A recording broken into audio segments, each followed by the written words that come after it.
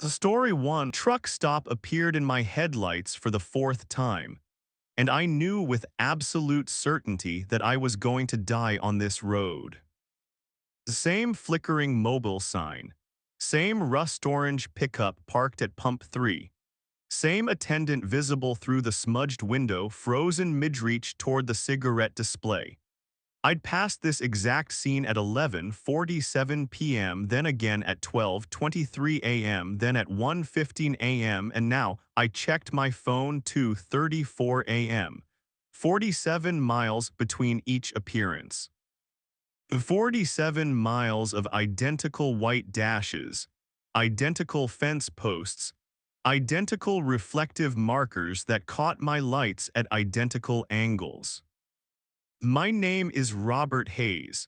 I've been hauling refrigerated freight for Cisco for 11 years, and I know every truck stop between Omaha and Denver like I know the scar on my left knuckle. This stop, Miller's Gas and Diesel outside Ogallala, Nebraska, I've fueled up at maybe 200 times, but I've never seen it 4 times in one night. I didn't stop, couldn't stop. Some instinct screamed that if I stopped, if I broke the pattern, something worse than repetition would happen. The temperature gauge inside my cab read 68 degrees, but my breath came out in visible clouds. The radio had died an hour ago, cutting off mid-word during a commercial for farm insurance. Now there was only static, but underneath the static, if I listened carefully, I could hear my own voice. Distant, distorted, saying words I hadn't spoken yet. "Come on, come on, come on," I muttered, pressing harder on the accelerator. The reefer unit behind me hummed its refrigerated song, keeping 17,000 pounds of frozen chicken at exactly -10 degrees. The shipping manifest said the load was bound for a restaurant depot in Cheyenne. Simple run, 523 miles. I'd done it dozens of times. Mile marker 89 appeared in my lights. I'd been watching the markers obsessively since the repetition started. They counted up normally 89, 90, 91 until mile marker 126. Then something happened. The numbers kept ascending, but the landscape looped. At marker 126, reality folded back on itself like a ribbon twisted into a Möbius strip. My phone showed 2:41 a.m., 7 minutes since the last loop. If the pattern held, I had about 35 minutes before I saw Miller's Gas and Diesel for the fifth time. I'd tried calling 911 during the second loop. The dispatcher answered, took my information, asked if I was injured or in immediate danger. I tried to explain about the repeating road, and she'd gone quiet for a long moment before asking if I'd been drinking. The call dropped at mile marker 126. When I tried to call back, my phone showed 5 bars of signal but wouldn't connect to anything. The fence posts on my right began at marker 93, wooden, weathered gray. Exactly 127 of them before they gave way to a barbed wire fence at marker 107. I knew because I'd counted them during the second loop. During the third loop, I'd noticed something that made my stomach clench. The fence posts were lining at slightly different angles, as if they were moving, slowly, incrementally, tilting further away from the road with each repetition.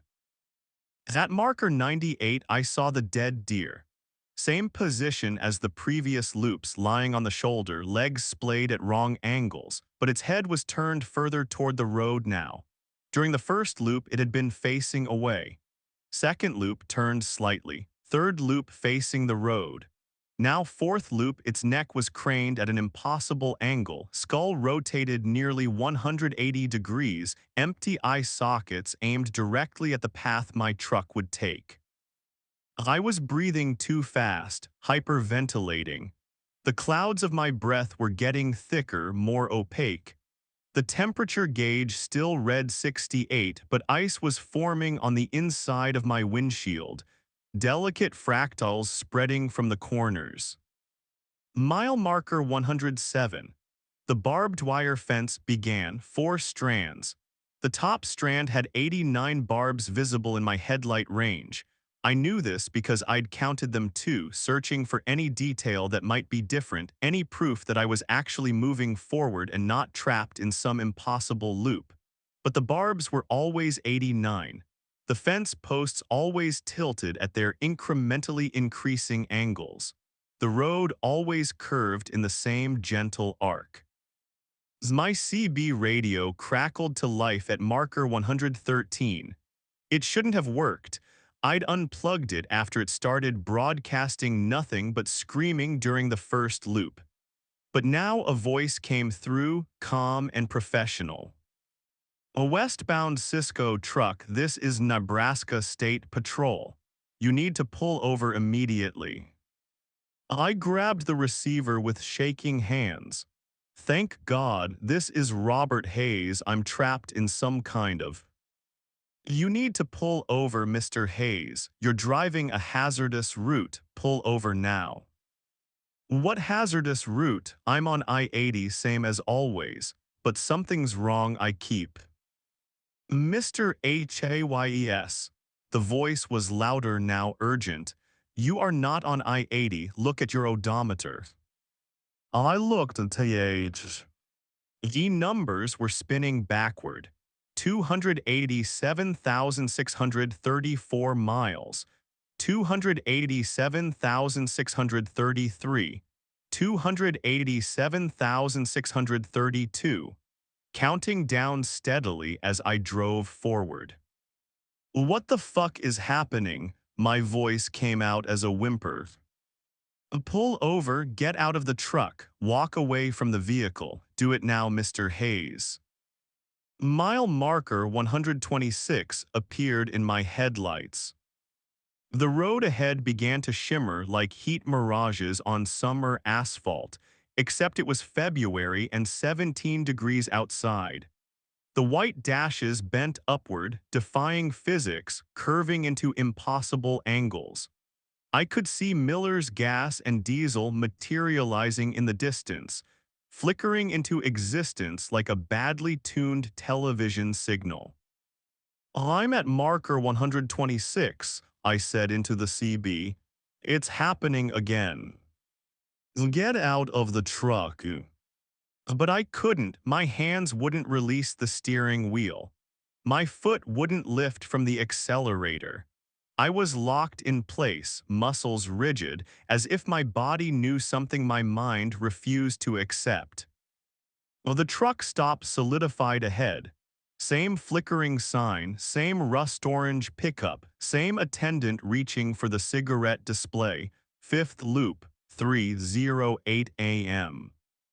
And as I passed the truck stop, I saw something I hadn't noticed in the previous loops. A figure standing beside the fuel pumps, tall, wearing what looked like a trucker's jacket, watching my truck go by. As my headlights swept across the figure, I saw its face. Oh, it was me. Not similar to me, not someone who looked like me. Me, same scar above my left eyebrow, same Cisco cap, same expression of abject terror I'd been wearing for the past 3 hours. The figure's mouth opened, and even though I was doing 65 miles per hour and there was no way I could have heard anything over my engine, I heard my own voice screaming, "Don't go to 126. The CB crackled again. Mr. Hayes, listen very carefully. Your truck is not hauling chicken. Check your manifest again. Read what it actually says. My clipboard was on the passenger seat. I'd glanced at the manifest a dozen times tonight, always seeing the same thing: frozen chicken products, destination Cheney Restaurant Depot. But now, with one hand white-knuckled on the wheel, I pulled the clipboard closer. The words writhed on the page like living things. The letters rearranged themselves as I watched, reforming into different shapes: human remains. Destination, mile 126. Contents, Robert Hayes. No, I whispered, no. Mile marker 89. The loop was tightening, 47 miles the first time, then 43 miles, then 36 miles. Now it had collapsed to 23 miles. The repetitions were accelerating, the ribbon of road folding tighter and tighter around marker 126. The fence posts on my right were leaning at 45-degree angles now, all pointing away from the road as if pushed by an invisible wind. The dead deer was gone. In its place at marker 98 stood another figure, this one I didn't recognize. A woman in a waitress uniform from maybe the 1950s, her hair done up in victory rolls, her face gray and slack. As I passed, her eyes tracked my truck with the mechanical precision of a security camera. Marker 107. The barbed wire fence was moving, undulating. The barbs had multiplied, covering every inch of the wire in sharp points that glinted in my headlights like teeth. As at marker 113, the CB voice returned, but it had changed. Still professional, still calm, but underneath I could hear something else. Something vast and patient and utterly inhuman. Mr. Hayes, you need to understand what's happening. The road doesn't repeat. The road is digesting. You've been inside it since marker 126 on your first pass. Everything since then has been the road processing you, breaking you down, learning you. I don't understand. I was crying now, tears freezing on my cheeks. Your truck is a coffin, Mr. Hayes. Your cargo is a coffin. This road is a coffin. We've been collecting drivers for 73 years, adding them to the route. You saw one earlier, the waitress at marker 98. She drove a delivery van in 1952, took a wrong turn, never found her way out. Mile marker 126. This time when I reached it, the shimmer didn't come. Instead, the road ahead simply ended, not in a barrier or a cliff, but in nothing, absolute void. My headlights couldn't penetrate it. It was like driving toward the edge of existence. I slammed on the brakes. The truck lurched, air brakes screaming, but I didn't slow down. The speedometer read 65, but the engine was off. I'd turned the key without realizing it. The truck was coasting toward the void, pulled by something I couldn't see. Please, I begged into the CB. Please, I have a daughter, she's 9. I promised I'd be home for her birthday on Thursday. You were home for her birthday, Mr. Hayes. You died on March 14, 2023, when you fell asleep at mile marker 126 and crossed the median into oncoming traffic. Your truck rolled 7 times. The impact was instantaneous. You felt nothing. No, I'm alive, I'm here, You're an echo, a ghost in the machinery. The road collects you all, keeps you driving, forever. The void swallowed my headlights, then my hood, then my windshield. The darkness was absolute, not the darkness of night, but the darkness of negation, of unbeing. In the final second before I disappeared completely, I saw the interior of my cab in perfect detail. Every scratch on the dashboard, every stain on the seat. The picture of my daughter taped to the sun visor, her gap-toothed smile frozen in perpetual joy. And I saw my own hands on the wheel, transparent now fading, the bones visible underneath the skin. The CB crackled one last time. Welcome to the route, Mr. Hayes. Miller's gas and diesel appears in 3, 2, 1. The truck stop materialized in headlights I no longer had. Same flickering sign, same rust-orange pickup, same attendant reaching for cigarettes. And standing beside the fuel pumps watching was a figure in a Cisco jacket with a scar above his left eyebrow. The odometer reads 0. Mile marker 89 approached in the distance. and I pressed the accelerator that my foot couldn't feel, beginning the loop again, forever counting the fence posts. Forever watching the numbers climb toward 126, forever dying and never quite dead, just another ghost feeding the infinite highway with my endless repetition. My CB crackled. Westbound Cisco truck, this is Nebraska State Patrol. You need to pull over immediately. And I heard myself answer the words automatic, scripted, inevitable. Thank God. This is Robert Hayes. I'm trapped in some kind of a story too, the breathing cargo. The sealed container in my trailer had been exhaling for the past 45 minutes, and the rhythm was starting to match my own breathing. I noticed it first at the weigh station outside Barstow. The inspector waved me through without checking the manifest. Unusual, but I wasn't complaining, and as I pulled back onto I-40 eastbound, I heard it. A long, slow exhalation, like wind through a cave mouth, coming from the 40-foot container I'd picked up at the port of Long Beach 6 hours earlier. Patricia Sullivan, 23 years with Werner Enterprises, and I'd hauled everything from live chickens to high-end electronics to military equipment I wasn't supposed to ask about. But I'd never hauled anything that breathed. The manifest listed the contents as industrial refrigeration components bound for a warehouse in Amarillo, Texas.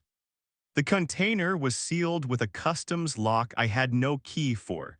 Standard intermodal shipping, I wasn't supposed to open it, wasn't supposed to know what was inside, just supposed to deliver it. But industrial components don't breathe. The exhalations came every 17 seconds. I'd been counting since Barstow, watching the dashboard clock tick off the intervals with mechanical precision. 17 seconds of silence. Then the sound, a deep, wet exhale that I could feel through the cab, vibrating up through the fifth wheel and into my spine. It was 9:47 p.m., high desert dark. Nothing but my headlights and the stars and the occasional pair of tail lights miles ahead on the empty highway.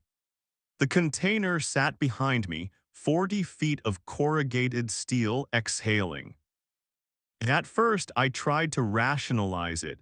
Pressure equalization, temperature differential, some mechanical process I didn't understand. But at the Ludlow exit, the exhalations changed. They became deeper, more forceful. And between exhalations, in that 17-second silence, I started hearing something else. A whispering. Not words, not exactly. More like the ghost of words, syllables shaped by something that didn't have vocal cords.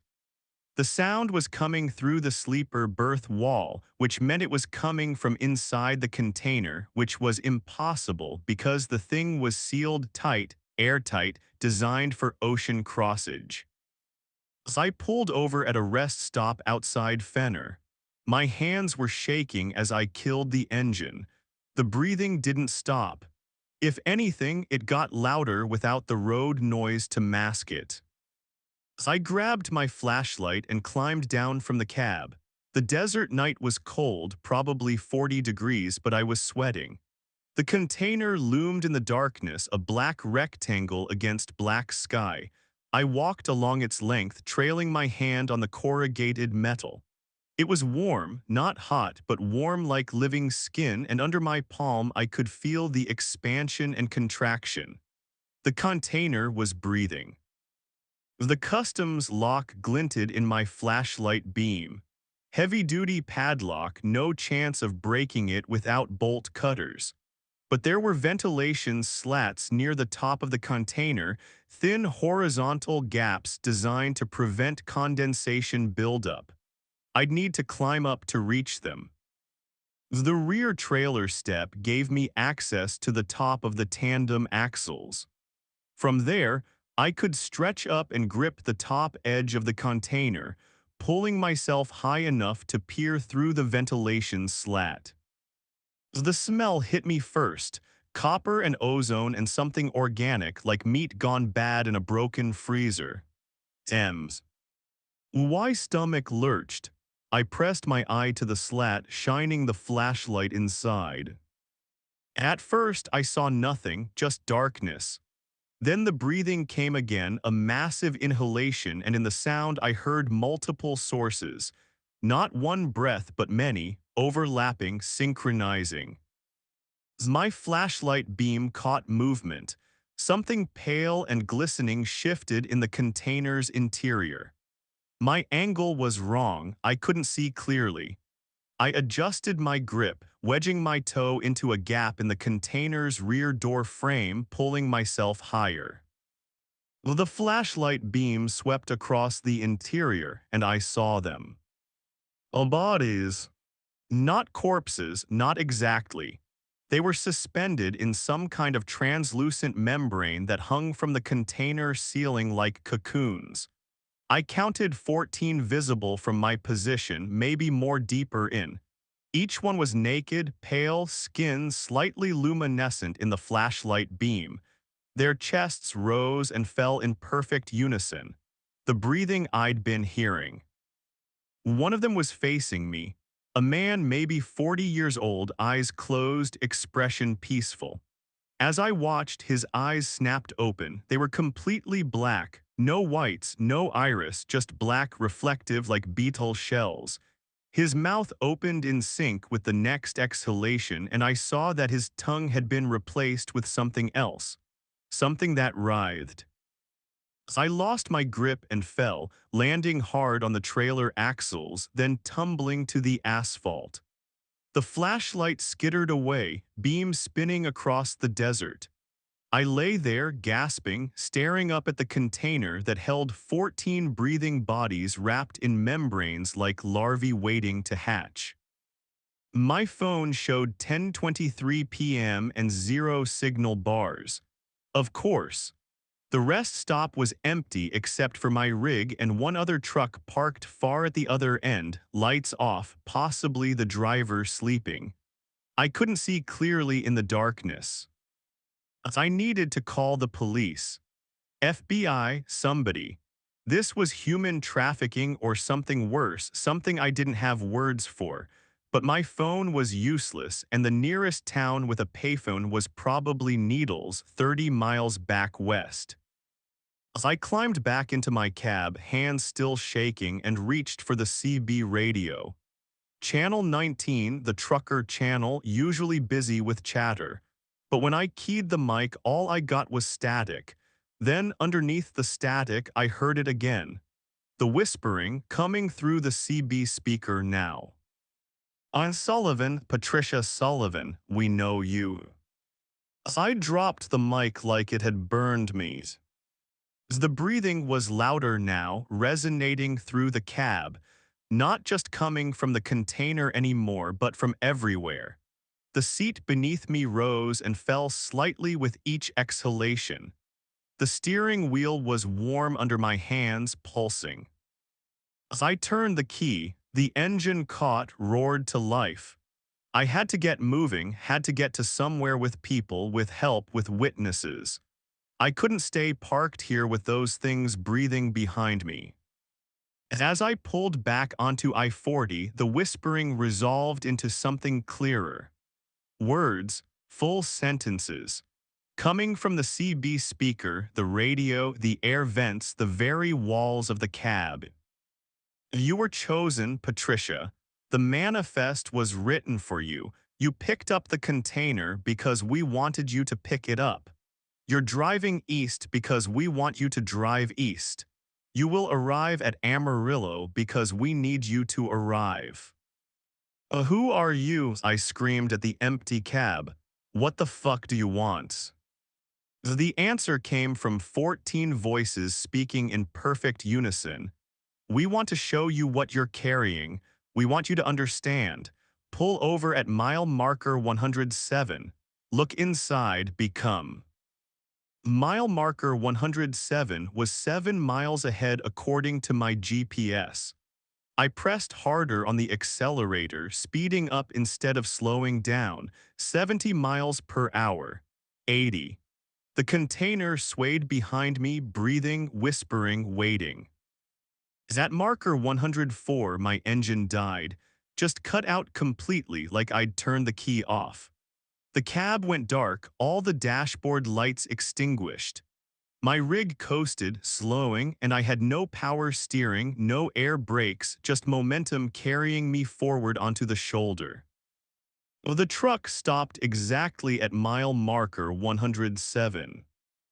The breathing behind me intensified. I could hear them now without the CB. 14 voices chanting in a language I didn't recognize but somehow understood. They were calling me, inviting me, promising me transformation. The container doors were opening. I could hear the metal groaning, the customs lock breaking despite being supposedly unbreakable. I was trapped in my cab with no power, no lights, no escape, and behind me the doors were swinging wide. Something pale stepped down from the container. I could see it in my mirror, illuminated by starlight. The man with the black eyes. His membrane had torn open, the translucent material hanging from his shoulders like a cloak. He walked toward my cab with jerky, uncertain steps, like someone learning to use their legs for the first time. Behind him, others were emerging. 13 more figures, pale and glistening, membranes falling. Away, revealing bodies that were human-shaped but wrong in ways I couldn't articulate. Too many joints in the fingers. Skin that seemed to ripple independently of the muscles underneath.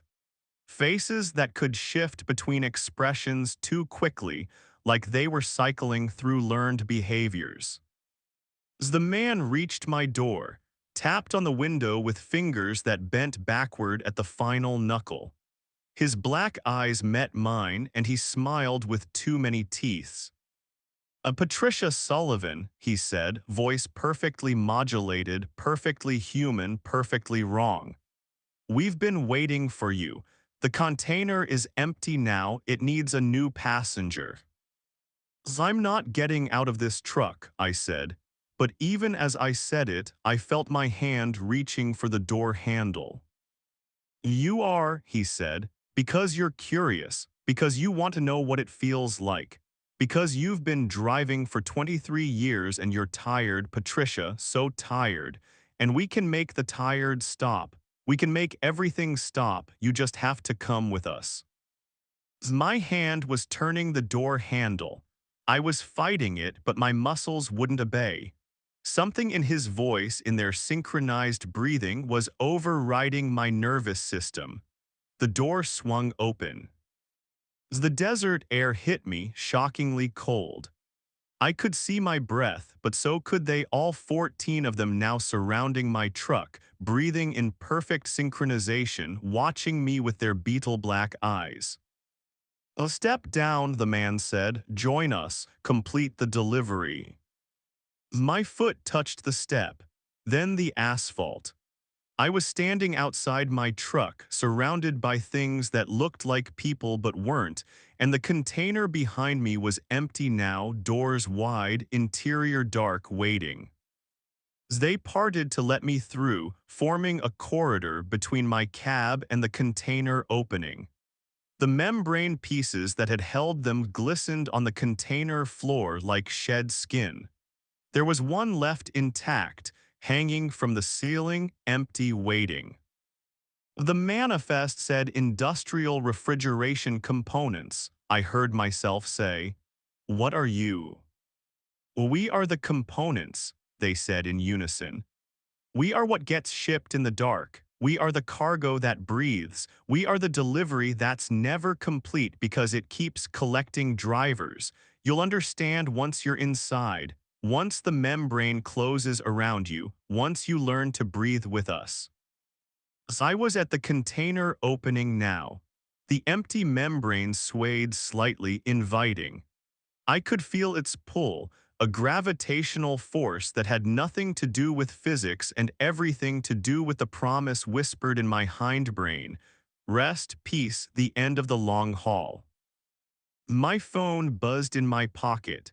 Impossible, no signal out here. But I felt it buzz, and some part of me that was still Patricia Sullivan, still the woman who'd been driving trucks for 23 years, still the person who had a life beyond this highway, made my hand move to my pocket. The screen showed a text message from my daughter. "Mom, when are you getting home? I miss you." It was fake, had to be fake. My daughter was 31 years old, lived in Portland, hadn't called me mom in years, preferred Patricia like we were colleagues. This was a lure, a trick, something they'd generated too. But it worked. The part of me that was still human grabbed onto that text message like a lifeline, and I felt the membranes pull weaken. Just for a second, just enough. I ran. Didn't think about it, didn't analyze it, just turned and sprinted away from the container, away from the breathing things that used to be human, away from the empty membrane waiting to wrap around me. My boots hit the asphalt hard, carrying me into the desert darkness. Behind me, I heard them screaming. All 14 voices, no longer synchronized, no longer calm. Shrieking with rage at the lost delivery, at the broken pattern, at the empty membrane that should have held me. I ran until my lungs burned, until I collapsed in the sand a quarter-mile from the highway, watching my truck from a distance. The figures were climbing back into the container. The doors were closing. And then, impossibly, the truck's engine roared to life. The rig pulled back onto I-40, heading east without a driver. Container sealed, continuing its route to Amarillo, where someone else would be waiting to open those doors, to see what was inside, to step up into that empty membrane. I watched until the taillights disappeared, then I pulled out my phone. Still no signal, but the text from my daughter remained on the screen, impossible and real. "Mom, when are you getting home? I miss you." I started walking west, toward Needles, toward civilization, knowing that somewhere ahead of my abandoned truck, the manifest had already updated itself. Somewhere, a warehouse supervisor was checking their schedule, expecting a delivery. Somewhere, someone else would open those doors. And in 40 feet of corrugated steel rolling through the desert night, 13 membranes hung empty now, waiting for the next rest stop T. The next curious driver, the next person who would hear the breathing and have to look inside. The container was still out there, still breathing, still delivering itself, driver by driver, membrane by membrane, across an America that didn't know what traveled its highways after dark. I walked faster, trying to outpace the rhythm that still echoed in my chest. 17 seconds of silence, then the exhalation, then the whisper of my name carried on desert wind. "Patricia, we're waiting, we're always waiting." Story 3, The Junction That Wasn't There Yesterday. The new highway junction appeared on my route at 3:17 a.m., and by 3:23 a.m. I understood that I'd driven into something that would kill me slowly. Marcus Chen, independent hauler, 12 years on the road, and I knew every exit between Sacramento and Reno like I knew the scars on my hands from changing blown tires in below-zero weather. Highway 80 didn't have an exit at mile marker 54. Yesterday it didn't. Last week it didn't. But tonight the exit was there. A pristine off-ramp with perfect white lines and a green sign reading Juniper FALLS services to MILES. There was no town called Juniper Falls in Nevada. I'd driven this route 417 times. I kept count in a notebook. a little obsessive-compulsive ritual from my days as an Army logistics sergeant. 417 trips, 0 exits at marker 54. My fuel gauge showed an eighth of a tank. I'd planned to refuel in Reno, still 70 miles east, but that was cutting it close with a full load. The sign promised services. My rational brain was screaming that something was wrong, but my fuel gauge was screaming louder. I took the exit. The off-ramp curved down into darkness thicker than normal nighttime, like the headlights couldn't penetrate as far. The road surface was perfect, though no cracks, no wear like it had been poured yesterday. Fresh yellow dividing lines. Reflectors that gleamed too bright, almost luminescent. 2 miles in, the town appeared. Juniper Falls sat in a shallow valley, ringed by hills I'd never seen before despite driving past this area hundreds of times. Population sign 2,847. Main Street stretched ahead, lined with buildings that looked like they'd been transported from the 1950s. Intact neon signs advertising a diner, a motel, a gas station. Everything looked maintained, preserved, wrong. The gas station was the only thing lit up. White fluorescent glow spilling across empty pumps. The sign read Bill's Fuel and Service in red cursive neon and underneath, open 24 hours. A man stood behind the counter inside the station, visible through the plate glass window. He was looking directly at me. I pulled up to the pumps, killed the engine. The sudden silence was absolute. No wind, no insects, no distant highway noise, just the tick of my cooling engine and very faintly music playing from inside the station. Something big band distorted by distance and bad speakers. The fuel pumps were ancient, mechanical rollers instead of digital displays, no credit card readers. I'd have to go inside to pay. The attendant was still staring at me through the window, unmoving, features indistinct in the fluorescent glare. As I climbed down from my cab, boots hitting pavement that should have made sound but somehow didn't. The air tasted wrong, metallic, like licking a battery. And cold, colder than it should be for May in Nevada, my breath visible in clouds that hung too long before dissipating. The station door opened with a cheerful bell that sounded like it was ringing in a different room, distant and muffled. The attendant smiled at me with perfect 1950s courtesy.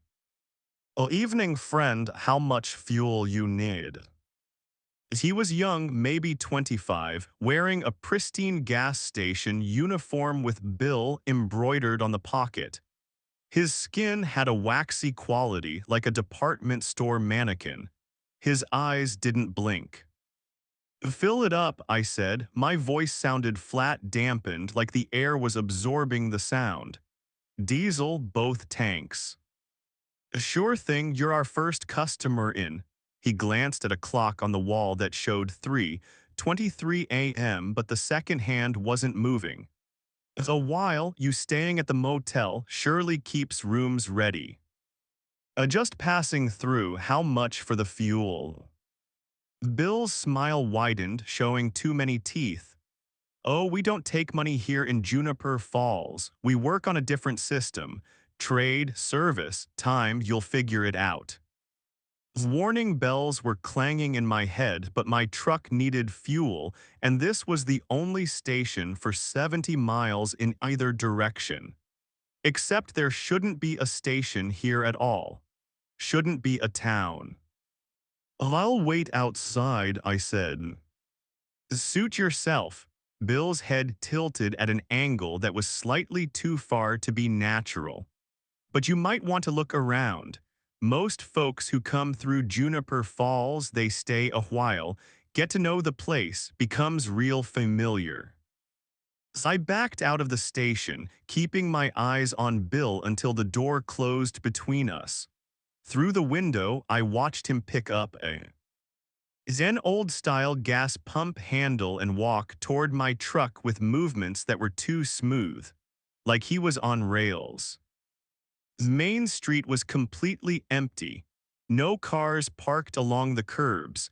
No lights in any windows except the gas station and further down the motel office.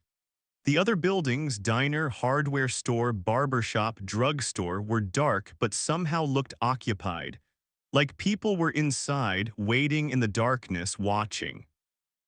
Bill was filling my tanks with diesel that smelled right, sounded right, looked right in the yellow puddle forming under my truck from the overflow. But the mechanical roller on the pump wasn't turning. The numbers stayed at 0 gallons, $0, no matter how much fuel poured in. "It's all done," Bill called out, hanging up the nozzle with a metallic clank that echoed too long. "Topped off both saddle tanks. That should get you wherever you're going, or wherever you think you're going." "Oh, what's that supposed to mean?" Bill's smile never wavered. "Just that most folks who come through Juniper Falls, they have a hard time finding the way out. Roads get confusing, signs point in circles. You might end up staying longer than you planned." "I'm leaving now." Sure, but you might want to check your GPS first. And your maps. And your sense of direction, they don't work quite right here." I climbed back into my cab, locked the doors, ridiculous gesture, but instinct took over and turned the key. The engine started immediately, sounding healthy, tanks showing full. My GPS showed my location as a blank spot on the map. No roads, no towns, just a gray void where Juniper Falls shouldn't exist. As I put the truck in gear and headed back toward the exit ramp, back toward Highway 80, back toward reality. The road out of town should have been a simple 2-mile drive to the on-ramp. But after 2 miles, I was still in Juniper Falls, passing the gas station again, Bill standing outside now, waving cheerfully. I kept driving, past the town limit sign, drove 3 more miles. Turned around to see Juniper Falls still visible in my mirrors, lights twinkling impossibly close. The road was looping, or the town was moving, or space itself had folded into a shape that kept bringing me back here. At 3:47 a.m., I parked on Main Street outside the motel. The Starlight Inn, the neon sign proclaimed in cursive pink letters, "Vacancy, always vacancy." Through the office window, I could see a woman behind the desk. She waved at me with the same mechanical cheer as Bill.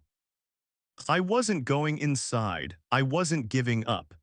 There had to be a way out, some road I was missing, some direction I wasn't trying. I drove every street in Juniper Falls. The town was bigger than it looked from the highway. Streets branched off Main, leading to residential areas with perfect houses and perfect lawns and perfect 1950s cars parked in perfect driveways. But no people. Just houses that looked occupied but empty, curtains that moved in windows when I wasn't looking directly at them. As every road eventually curved back to Main Street, every attempt to leave town dead-ended at an invisible barrier. My truck would simply stop moving forward, engine running, wheels spinning on perfect pavement, going nowhere. At 4:15 a.m., I saw another truck. A big rig hauling a refrigerated trailer parked outside the diner. The first vehicle I'd seen besides my own. I pulled up next to it, climbed down, looked in the cab. It's empty, keys in the ignition. The driver's logbook lay open on the passenger seat.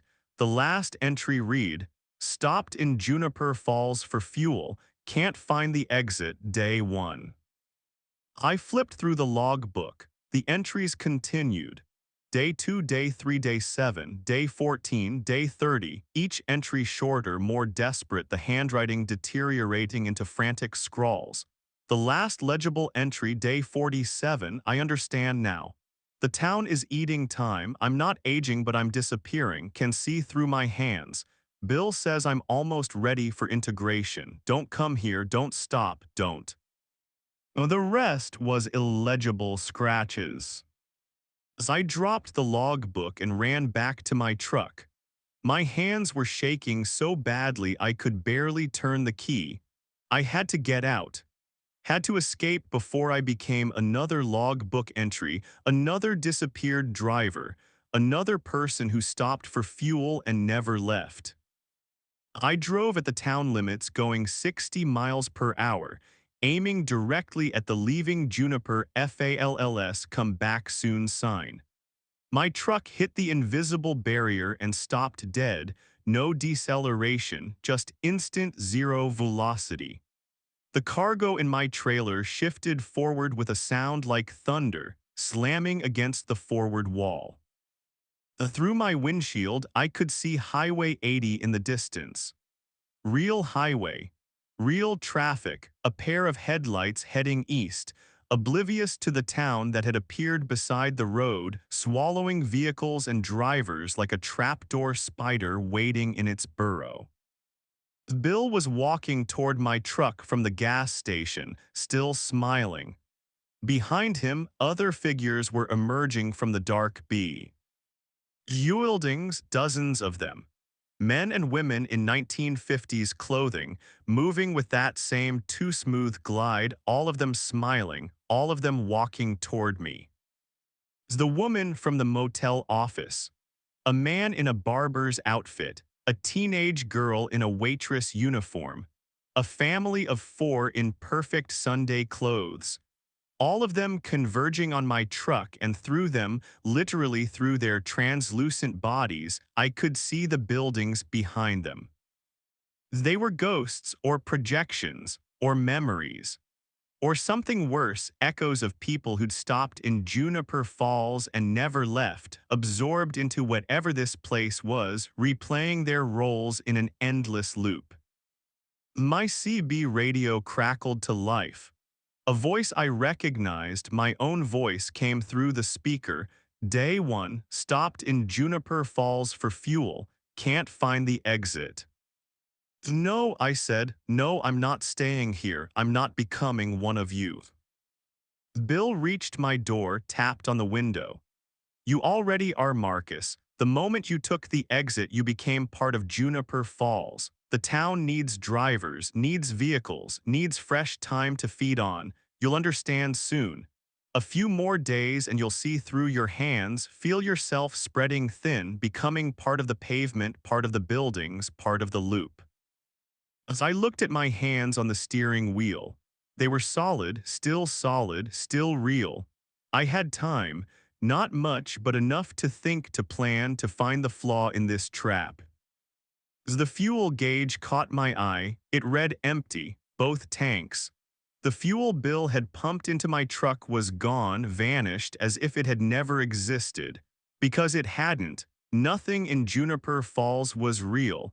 Not the fuel, not the buildings, not the people. It was all constructed to trap, to hold, to feed. Well, the fuel was fake, I said. The town is fake, you're fake. Bill's smile faltered for the first time. Oh, we're real, just real in a different way. Real like a memory is real. Real like a dream is real. Real enough to keep you here forever. As I turned the key, the engine turned over but didn't catch. Fuel tanks empty. No way to live even if I could break through the barrier. The CB crackled again. Day 2, still can't find the exit. Bill says to relax, says the town provides, says I should check into the motel. My own voice, my own words. A script written in advance, a future already determined. But I hadn't said those words. Hadn't recorded that log entry, which meant the loop wasn't complete yet, which meant I still had a choice. I grabbed my emergency kit from behind the seat. Flares, road triangles, reflective vest.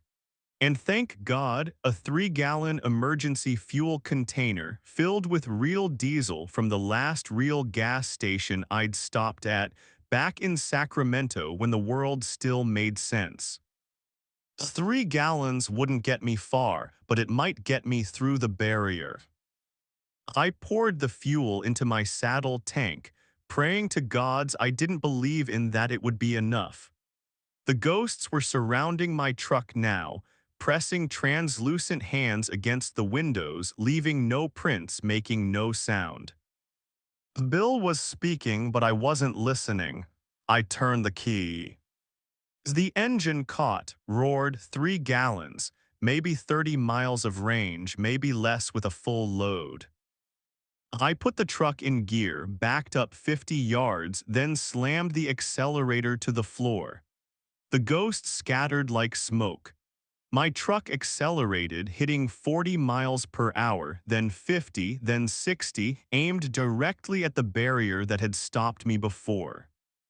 This time, something was different. The barrier was solid, but my truck had real fuel now, real momentum, real physics behind it, instead of whatever false reality the town had been feeding me. The impact felt like hitting a wall of water, resistance, then breakthrough, then sudden freedom as my truck punched through into normal space. I was back on Highway 80, real asphalt under my wheels, real stars overhead. It's in my mirrors, Juniper Falls was fading, the lights dimming, the buildings becoming transparent, then gone, leaving nothing but empty desert and the truth. There was no exit at marker 54. There never had been. The fuel gauge showed empty again. The 3 gallons had burned up in the escape, consumed by the effort of breaking through. My truck coasted, losing speed, and I steered it onto the shoulder just as the engine died. I climbed out and looked back at mile marker 54. Nothing there, no exit, no town, no ghosts. Just highway and desert and the distant lights of Reno glowing on the horizon. My phone showed 3:24 a.m., 7 minutes since I'd first seen the exit. Somehow all of it, the fuel stop, the trapped loops, the ghosts, the escape, had happened in 7 minutes. Or maybe I was still in Juniper Falls, and this was the next layer of the dream, the next level of the trap, and I'd be discovering that truth any moment now. A semi drove past, heading east, engine roaring in the night. The driver didn't slow down, didn't see me, didn't notice the man standing on the shoulder at mile marker 54 where an exit had been and Wasson. The T and might be again for the next driver who needed fuel and saw a sign that wasn't there yesterday. I started walking toward Reno, leaving my truck behind, knowing that when the police found it in the morning, they'd find my logbook open on the seat. And the last entry would read, Day 1, stopped in Juniper Falls for fuel, can't find the exit. Even though I never wrote it, even though I escaped, even though I'm walking away right now, I know that somewhere in some version of reality I brushed against, those words are still being written, will always be written, by every driver who sees the sign and takes the exit and learns too late that some services aren't meant to help you on your journey. They're meant to end it. A story 4, the static frequency. The hitchhiker's face was screaming on every channel of my CB radio, and I'd been listening to him die for the past 90 miles. I picked him up at a rest stop outside Billings, Montana, at 10:47 p.m. on November 3, 2024. Just a kid, maybe 19, shivering in a thin jacket, thumb out, sign reading anywhere south. I'd been driving trucks long enough to know better than to pick up hitchhikers. Insurance liability, company policy, basic common sense. But something about him reminded me of my nephew, and it was 16 degrees outside. and I told myself I'd drop him at the next truck stop. His name was Danny Reeves, and he was dead by 11:03 p.m. Sarah Mitchell, Schneider National driver, 16 years on the road, and I'd seen plenty of weird shit. UFOs over the Nevada desert, phantom hitchhikers who vanished from locked cabs, entire towns that weren't on any map. But I'd never watched someone's face melt off while they sat in my passenger seat, screaming static instead of sound until Danny. It started at mile marker 237 on I-90 eastbound. We'd been making small talk, his story about running from a bad situation in Seattle, my advice about truck driving schools if he wanted stable work. Normal conversation. Then his words started breaking up like a bad cell signal, consonants fragmenting into noise. I really appreciate KKKKKSSHHHHH you stopping, ma'am. Most people SSSSSSHHHHKKKKK just drive past. You okay? I asked, glancing over at him. His face was flickering, like a badly tuned television. Flesh there, then static, then flesh again. He looked down at his hands, watched them dissolve into white noise, then reform. What's happening to me? His voice was distorting, becoming more interference than words. I can't KKKKKSSSSHHHHH feel my SSSSSSHHHHKKKKK. He opened his mouth to scream, and instead of sound, pure static came out. The kind of static you get between radio stations, but visible, pouring from his throat like smoke, filling the cab with white noise that had physical presence. I slammed on the brakes, nearly jackknifing the trailer. By the time the truck stopped on the shoulder, Danny was gone, not dead, not disappeared, just gone. The passenger seat was empty. But the static remained, a faint haze in the air, and from my CB radio came the sound of screaming. His screaming, Danny's voice crystal clear through the speaker, begging for help in a transmission that couldn't be coming from anywhere because the kid who'd been sitting next to me had ceased to exist. I grabbed the CB mic, hands shaking. Danny, Danny, where are you? The screaming cut off. Static hissed from the speaker for a long moment. Then his voice, small and terrified. I don't know, I can't see anything, just white noise, just static. I'm inside the signal, help me, please help me. This isn't possible, I whispered. I know, but I'm here, I'm trapped in the transmission. I can feel myself spreading out, getting thinner, broadcasting across frequencies. Make it stop. Please make it stop. I switched through the CB channels. Channel 9, emergency frequency, Danny's voice weeping. Channel 19, trucker channel, Danny's voice begging. Channel 28, 34, 40, all of them, every frequency broadcasting his terror. The radio dial shouldn't have gone past channel 40, but it kept turning and I kept finding channels I'd never seen before.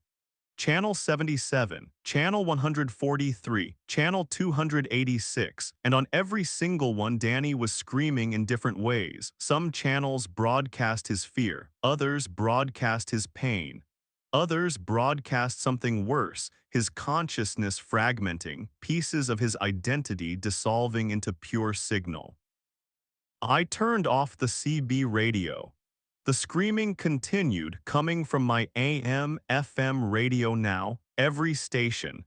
Country music dissolved into Danny's voice pleading. News broadcasts interrupted by his sobbing. Even the static between stations, especially the static between stations, carried his fractured transmissions. At mile marker 253, my phone started buzzing. Text messages from a number I didn't recognize. Help me. I am inside the signal. Sarah, please. I am disappearing. Each message came through fragmented, letters replaced by symbols, words breaking apart into digital noise. H3LPM euros IM in dollar, D3TH euros GN at L at dollars. SAR at HPL euros at dollar euros, IM die dollar at PP euros at ring. I pulled over again, this time at a truck stop outside Columbus. The lot was full of semis, their running lights glowing in the Montana darkness. I needed help, needed someone to witness this, to confirm I wasn't having a psychotic break. Inside the truck stop, the televisions were all showing Danny's face. Every screen. Security monitors, the TV above the coffee station, the little screens on the gas pumps outside, all of them displaying his terrified face, mouth open in a silent scream, eyes wide, looking directly at me.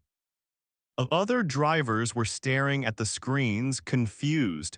"What the hell is this?" one of them muttered. "Some kind of prank." They couldn't hear him, only saw the image.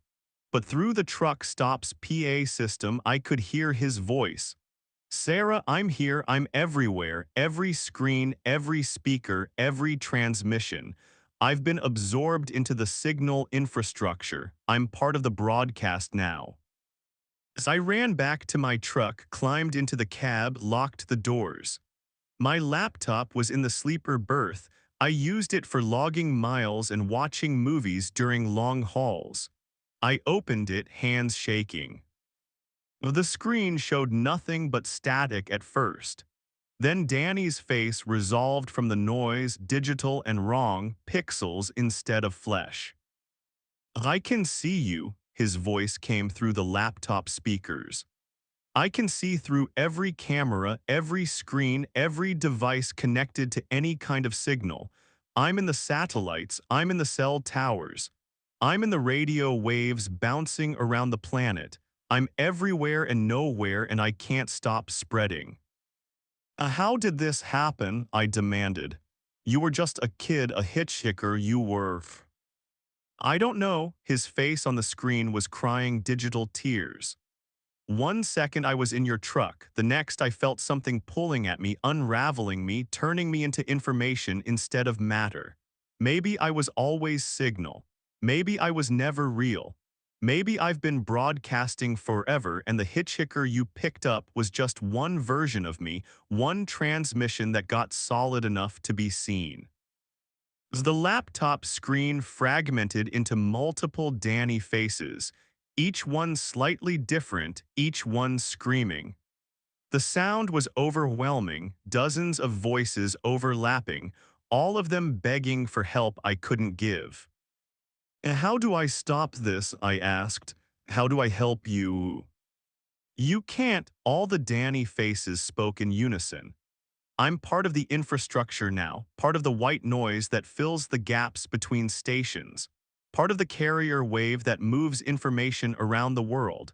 Every time someone tunes a radio, some piece of me broadcasts. Every time someone makes a call, some fragment of me rides the signal. I'm dissolving into the network, and soon there won't be enough coherent Danny left to know I was ever human." I tried to close the laptop, but it wouldn't shut. The screen showed Danny's face fragmenting further, breaking into static, then reforming, then breaking again in an endless cycle. My CB radio turned itself back on. All 40 channels broadcasting simultaneously, a cacophony of Danny's voice in different stages of dissolution. Help me, I'm disappearing. Sarah, please, I can't remember my name. What was I before the signal? Static, static, static." At mile marker 287, my truck's GPS started malfunctioning. The route displayed on the screen was overlaid with Danny's face, his mouth forming words that appeared as text across the map. "DONT forget me Sarah, DONT let me become just noise." I was crying now, gripping the steering wheel with white knuckles, trying to maintain control as every electronic device in my cab broadcast his deteriorating consciousness. The AM/FM radio cycled through stations rapidly, each one carrying a fragment. This is Danny Reeves. Was Danny Reeves. Something called Danny. A signal pattern resembling Danny. A static that used to be. As at mile marker 302, a new voice joined the transmission. Female, older, coming through my CB speaker on a channel that didn't exist. Danny, Danny, is that you? To Danny's fragmented voices all responded at once. Mom. Oh God, baby, where are you? I've been hearing you on the radio for 3 months. Ever since you went missing, ever since you. I'm in the signal, Mom. I got picked up by a trucker and then I dissolved into transmission. I'm everywhere, I'm nowhere. I know, baby, I know, I'm here too. It happened to me in August. I was in a car accident, and when the emergency broadcast system activated, I got pulled into it. I've been trying to find you ever since, trying to trace your signal signature through the noise. I was listening to a family reunion happening across radio frequencies. Two people who'd somehow been converted into broadcast information, recognizing each other in the static. More voices joined. A man, this is Robert Hayes, I've been in the signal since March. I was a trucker too. Something happened at mile marker 126 on I-80. I dissolved into the road's transmission. As a woman, Patricia Sullivan, I became signal in October. My cargo was breathing, and when I ran from it, I ran into a cell tower and became part of its broadcast. Dozens of voices, hundreds, all of them people who'd somehow been absorbed into the electromagnetic infrastructure, their consciousness preserved as signal patterns, broadcasting endlessly across frequencies. Danny's voice clearer now. Sarah, you need to know something. This is spreading. More people are getting converted. Every month more signals join us. We don't know why. We don't know how to stop it. But we can feel ourselves being pulled towards something. Some kind of central transmission point. Something that's collecting us. Where, I asked, where is it? We don't know exactly, but we can feel its pull. It's somewhere in Nevada, somewhere in the desert, a place where all the signals converge. And Sarah, his voice dropped to a whisper that somehow cut through all the other transmissions. It's calling you too. It called me, and that's why I manifested as a hitchhiker on your route. It's using us to recruit more people into the signal. It wants drivers. It wants people who travel, who move through the broadcast infrastructure, who can spread the signal further. My skin went cold. You mean I'm going to? Yes, unless you avoid all broadcasts, unless you throw away every electronic device, unless you never turn on a radio or a phone or a TV again, and even then you might not be safe. The signal is getting stronger. It's learning to pull people in through any electromagnetic field. Power lines, Wi-Fi, even the electrical impulses in your nervous system. I looked down at my hands on the steering wheel. They looked solid, normal, but I could feel something underneath the skin. A faint vibration, like carrier waves running through my veins instead of blood. It's starting, Danny said. I can see you beginning to flicker. Sarah, you need to get away from technology, find somewhere remote, somewhere without cell towers or power lines. Somewhere the signal can't reach. You might have days, you might have hours. But if you stay on this route, if you keep broadcasting, you'll join us. The laptop screen was showing my own face now, overlaid with static. I could see myself fragmenting just slightly, just at the edges, flesh becoming information, matter becoming broadcast. So I pulled over at mile marker 315 and abandoned my truck. Grabbed nothing but the clothes on my back, no phone, no radio, no electronics of any kind. Started walking perpendicular to the highway, heading into the Montana wilderness where cell signals didn't reach. Behind me from the abandoned truck, I could hear the CB radio still broadcasting. Danny's voice, his mother's voice, Robert's voice, Patricia's voice. Hundreds of converted humans, their consciousness trapped in the electromagnetic spectrum, calling out to anyone who would listen. And under all their voices, a deeper signal.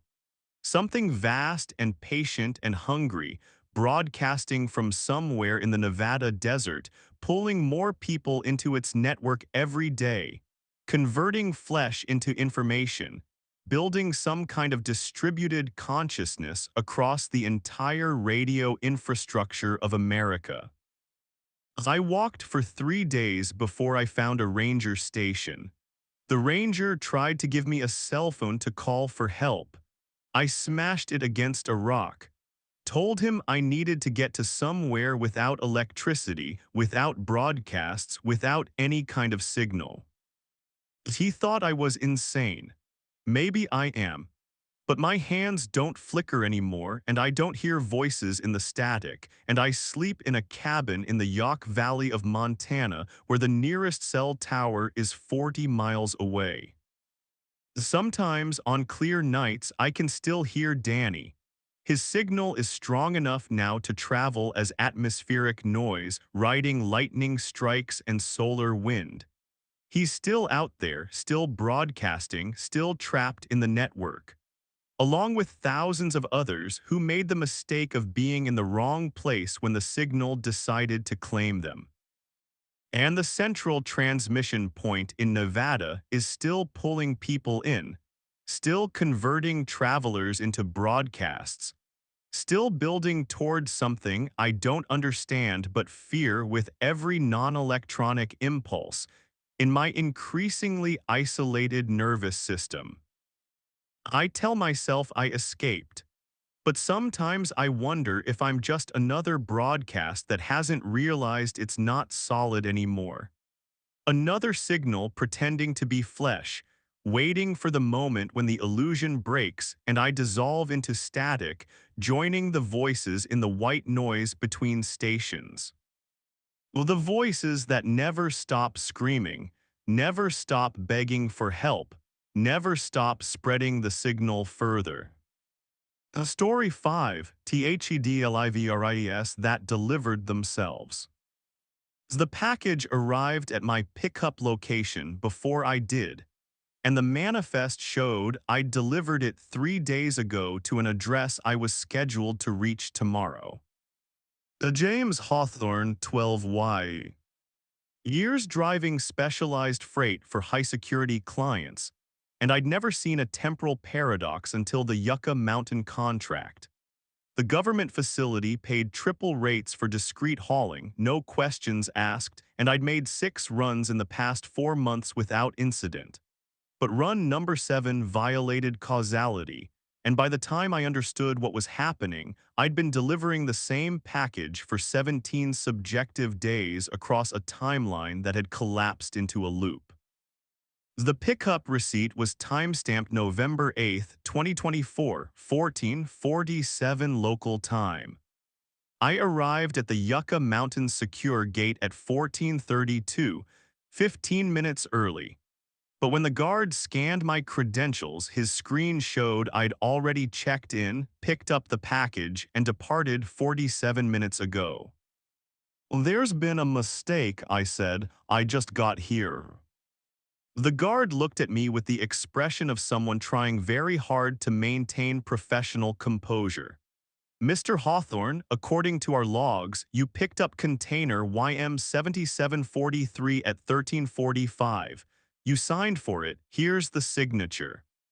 He turned his screen to show me my own handwriting, my own signature, dated and time-stamped 47 minutes in my past. "That's impossible. I was on Highway 95 47 minutes ago. Nevertheless, our records show, he stopped, looking at something on his screen that made his face go pale. Sir, I need you to wait here. Don't move. Don't leave the vehicle. He disappeared into the guard station. Through the window, I could see him making urgent phone calls, his expression shifting from confusion to alarm.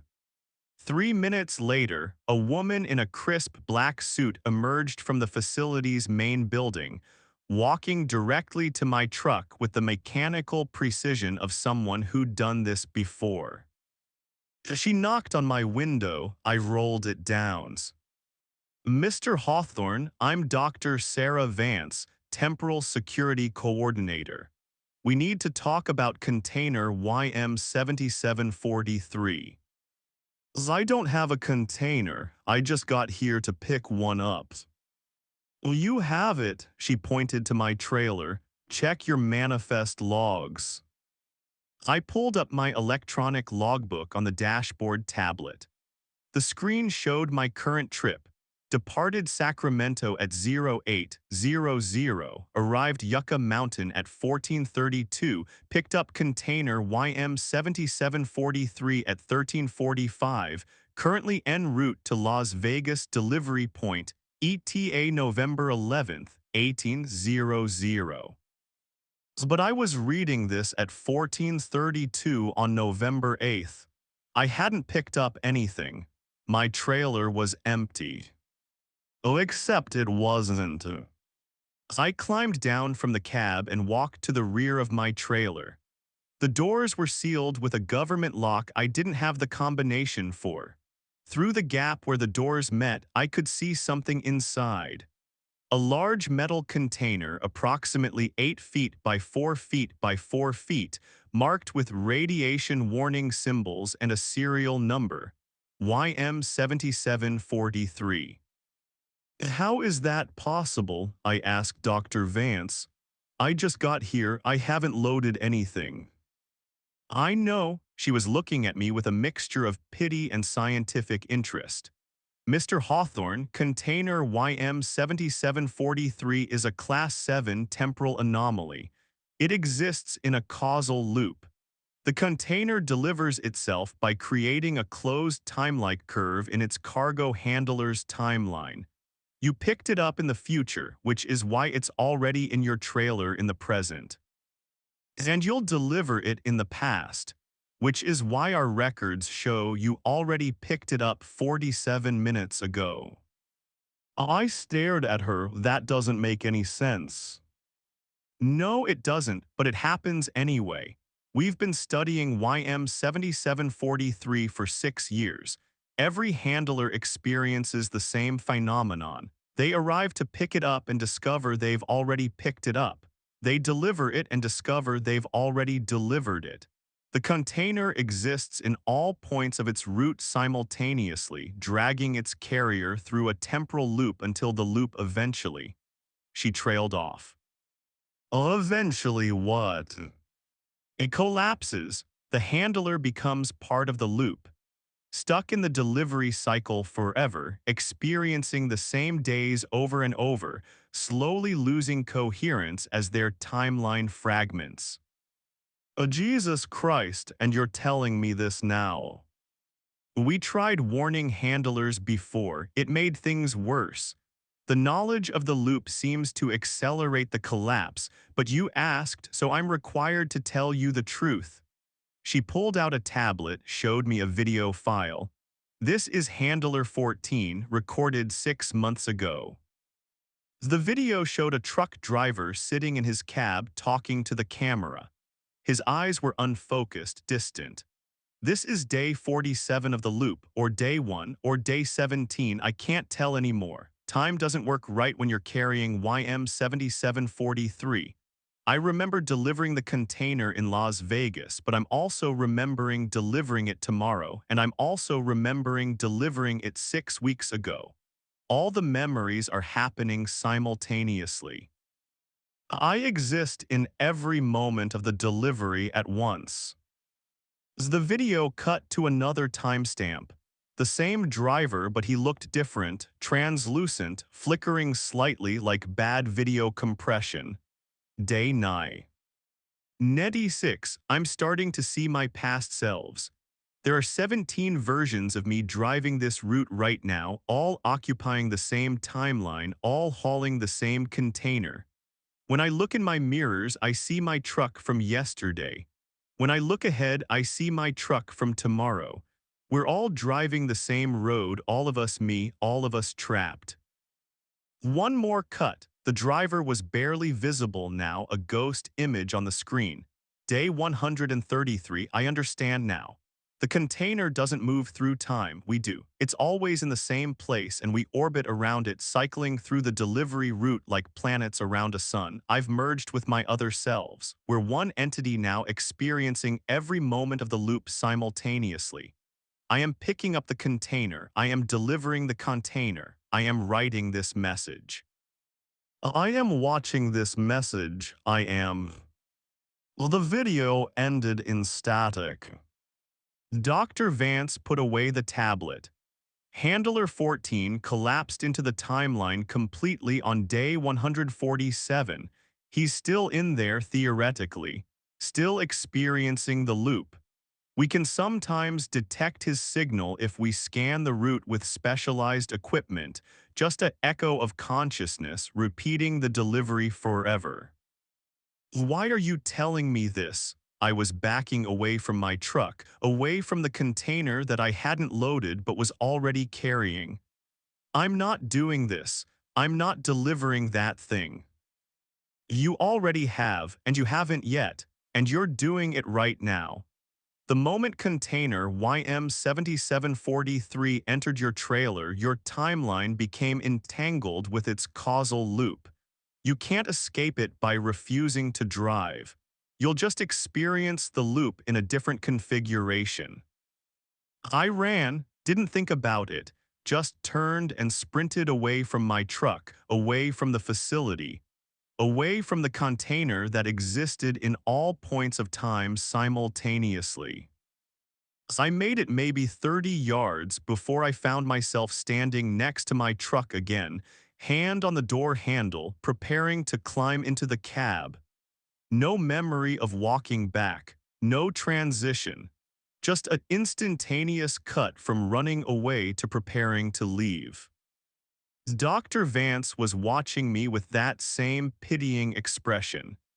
You can't leave the loop, Mr. Hawthorne. It's already happened. You delivered the container in Las Vegas on November 11th, which means you have to pick it up on November 8th, which means you have to drive the route. Causality requires it. I climbed into my cab, hands shaking. The manifest on my tablet was updating in real time, showing delivery confirmations for a drop-off I hadn't made yet. The GPS was routing me to Las Vegas, ETA November 11th at 18:00, exactly 73 hours from now.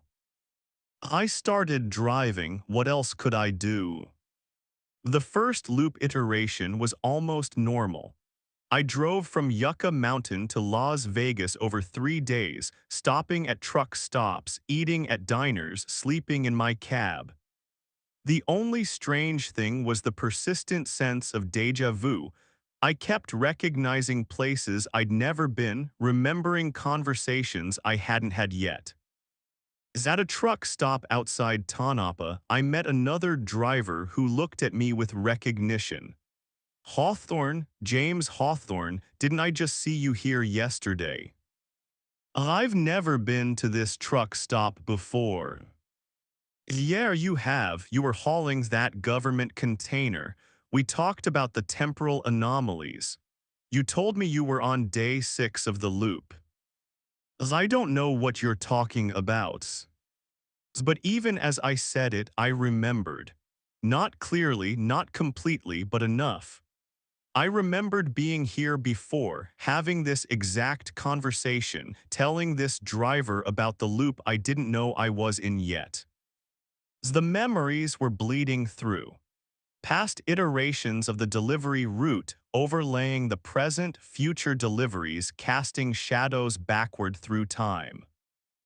I delivered container YM7743 to a warehouse in Las Vegas on November 11th at 18:00 exactly.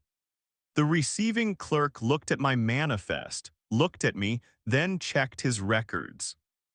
Mr. Hawthorne, our logs show you already delivered this container on November 14th. It's November 11th. Oh, yes, but you delivered it 3 days from now. It's already in our secure vault. He showed me the timestamp. November 14th, 1800, my signature, my truck, the same container. How is it here if I just delivered it? The same way it was in your trailer before you picked it up. It exists in multiple points of the timeline simultaneously. You're just moving through the sequence. I returned to Yucca Mountain to discover I had another pickup scheduled. Container YM7743. Again, same serial number, same radiation warnings, same causal loop. This is the second iteration, Dr. Vance told me when I arrived. You're experiencing the loop from a different temporal position now. This time you'll remember fragments of the previous run. Next time you'll remember more. Eventually you'll remember all iterations simultaneously. How many times have I done this? She checked her tablet. According to our scans, there are currently 43 versions. Zess of you on the route. Some are ahead of you in the loop, some behind. All of you are hauling the same container, all experiencing different iterations. So I drove the route again. This time the déjà vu was overwhelming. I remembered every truck stop, every diner, every mile marker. I remembered delivering the container in Las Vegas. I remembered picking it up at Yucca Mountain. I remembered having this exact thought about remembering these things. At the Tanapa truck stop, I met myself. Not a different driver myself. Same truck, same face, same Yucca Mountain manifest. But he was translucent, flickering, clearly further into the loop collapse than I was. Day 23, he said when I approached him. You're on day 2, I think. I can tell by how solid you still look. Oh, this is insane. It is, but it's also reality now. The container has pulled us into its causal structure. We're not experiencing time linearly anymore. We're orbiting around the delivery event, cycling through iterations, gradually merging with all our other selves. How do we stop it? We don't. Handler 14 tried everything. Refused to drive, tried to destroy the container, tried to alter the route. It doesn't matter. The delivery has already happened in the future, which means it must happen in the present, which means it has always happened in the past. We're trapped in the causal loop until we collapse completely. A third iteration. Fourth. Fifth. The memories were layering now, dozens of previous deliveries overlapping the current one. I could see my other selves on the road, past versions driving behind me, future versions driving ahead, all of us locked in the same route, all hauling the same impossible container. By iteration 12, I was becoming translucent. My hands were flickering between solid and ghostly. I could see through them to the steering wheel, could see through the steering wheel to the road, could see through the road to other roads in other iterations. By iteration 27, I met Dr. Vance on the route. Not at Yucca Mountain, she was standing on the shoulder of Highway 95 watching me drive past. When I looked in my mirror, she was gone.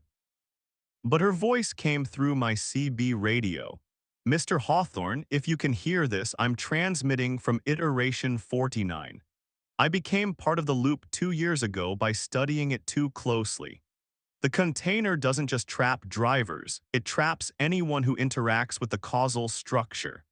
I'm stuck in here with you now, cycling through the route, trying to warn versions of myself not to investigate container YM7743.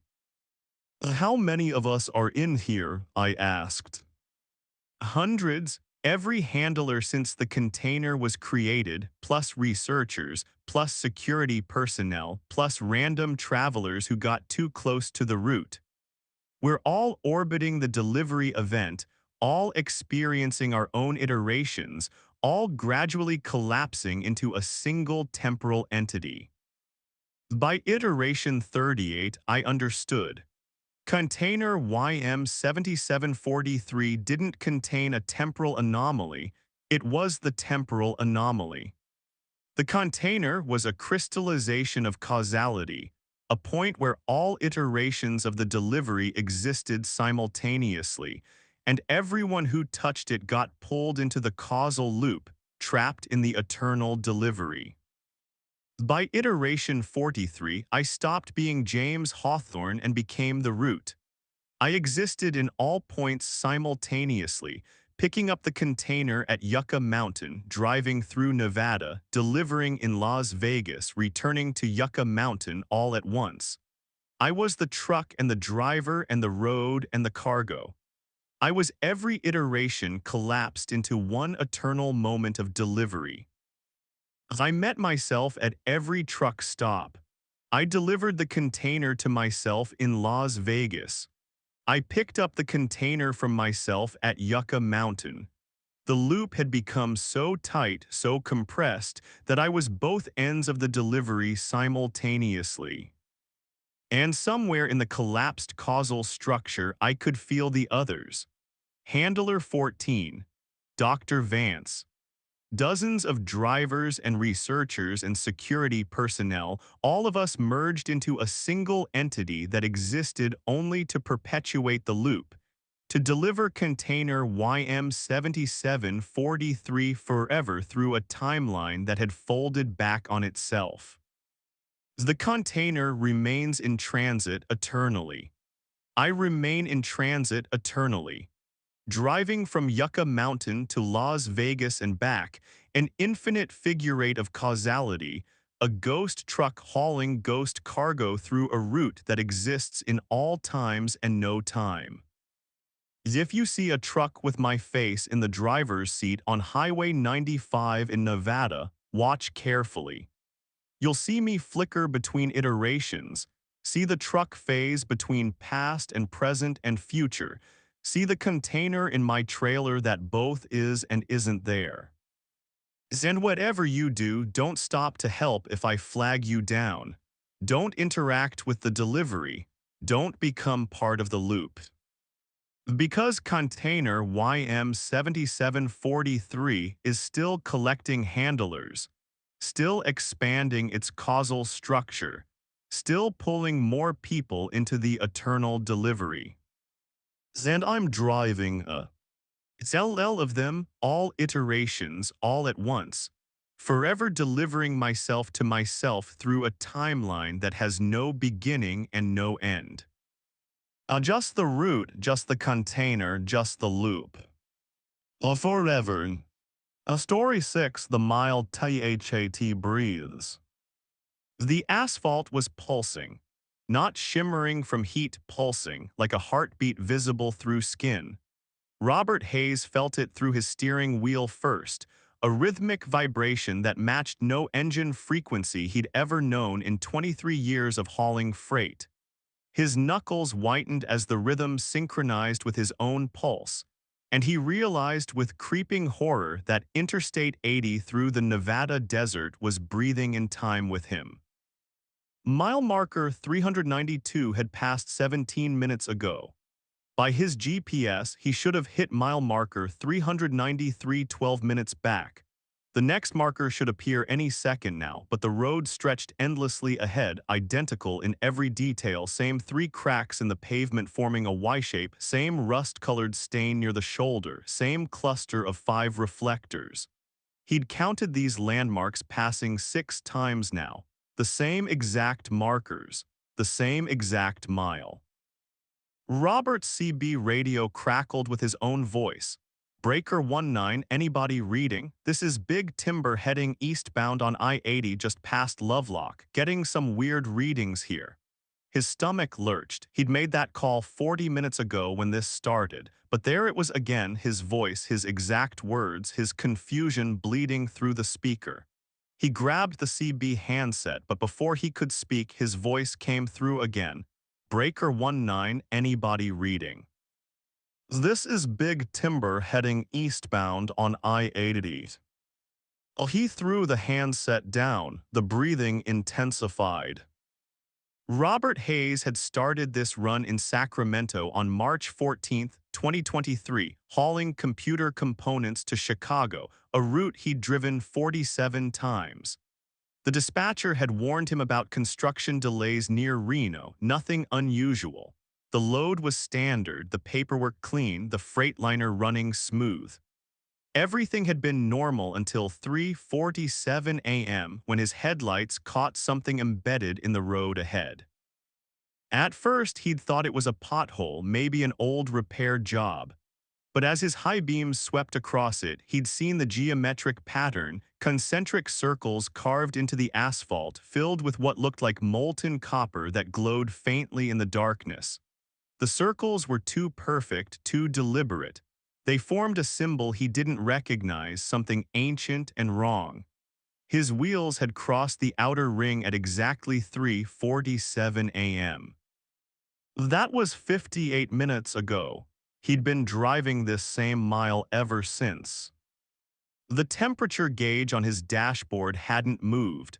The fuel gauge sat at 3/4, exactly where it had been. His odometer was stuck at 287,439 miles. Time was passing, his watch confirmed that, but distance wasn't.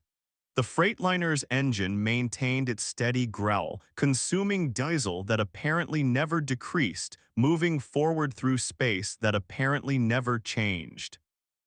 Robert pressed harder on the accelerator. The speedometer climbed to 75, then 80, then 85. The engine roared. The vibration through the steering wheel intensified until his whole body shook with it. And still the same Y-shaped cracks appeared ahead, the same rust stain, the same 5 reflectors. He slammed the brakes. The truck shuddered to a stop, air brakes hissing. In the sudden silence, he could hear it, a sound like breathing, deep and wet, coming from beneath the truck, from the road itself. He looked in his side mirror and saw his own tail lights stretching backward into infinity, each instance exactly 5,280 feet apart, a mile between each truck. Dozens of his trucks, maybe hundreds, all stopped in the exact same spot, all containing a version of himself staring into the mirror at his own infinite regression. His hands trembled as he reached for his phone. No signal, he'd expected that, but the screen showed something worse. His last text message, sent to his wife at 11:34 p.m., was now marked as sending. Even though she'd replied hours ago, the reply was gone. His message history ended at 11:34 p.m. March 13th, before the route started, before he'd left Sacramento. The breathings grew louder. Robert climbed down from the cab, his boots hitting asphalt that felt too soft, too warm. The night air was wrong, not cold desert air, but thick and humid, like being inside something. The stars overhead were different too, not arranged differently, but pulsing, expanding, and contracting in the same rhythm as the road, as his heartbeat. He walked to the front of his truck. The headlights illuminated the same stretch of highway, but now he could see something he'd missed before. The white dividing lines weren't painted on the road, they were in the road like veins visible beneath translucent skin, and they were moving, fluid pumping through them, slow and dark. The symbol was gone, he'd driven over it or stopped before it or… He couldn't remember. As anymore, time was becoming unreliable. He knew he'd been here for 58 minutes, but he also knew he'd been here for days. Both facts felt equally true.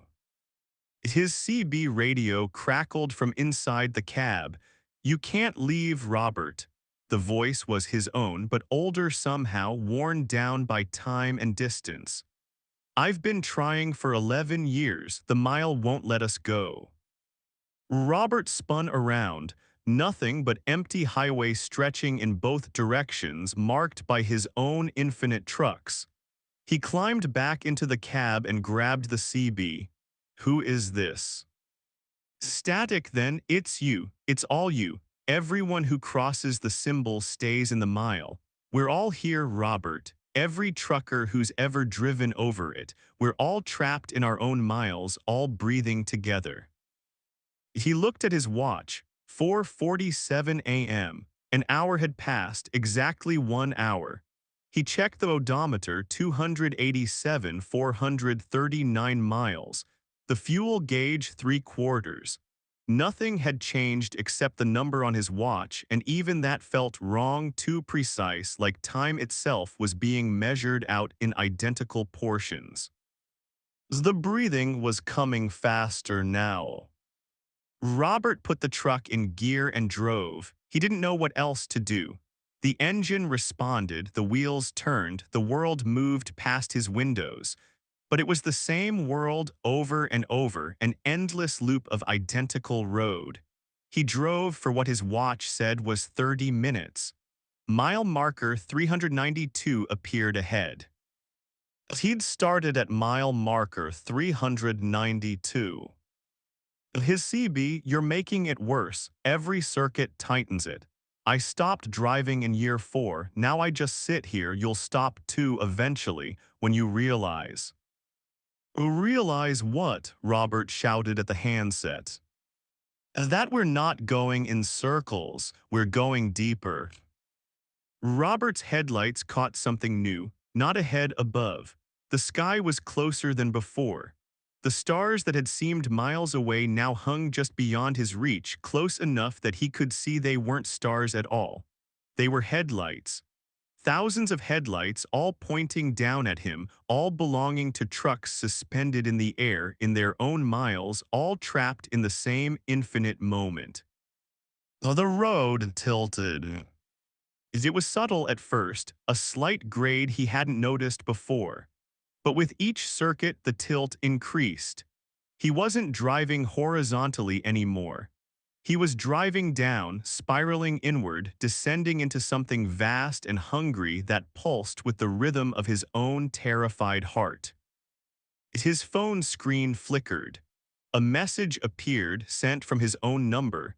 "I'm at mile 1427. You're at mile 1. Every hour is another mile deeper. I can see the bottom now, Robert. I can see what's waiting." Stop it," Robert screamed. "This isn't real." But his hands knew better. The steering wheel was warmer now, like flesh. The pulse was stronger. When he looked down, he could see through the dashboard, through the engine, through the frame, through the road beneath. And below that, far below, something massive and ancient uncoiled in the darkness. Something that had been waiting since before the highway existed, before the land existed, waiting for the geometry to be right, for the symbols to be drawn, for the first wheel to cross the threshold.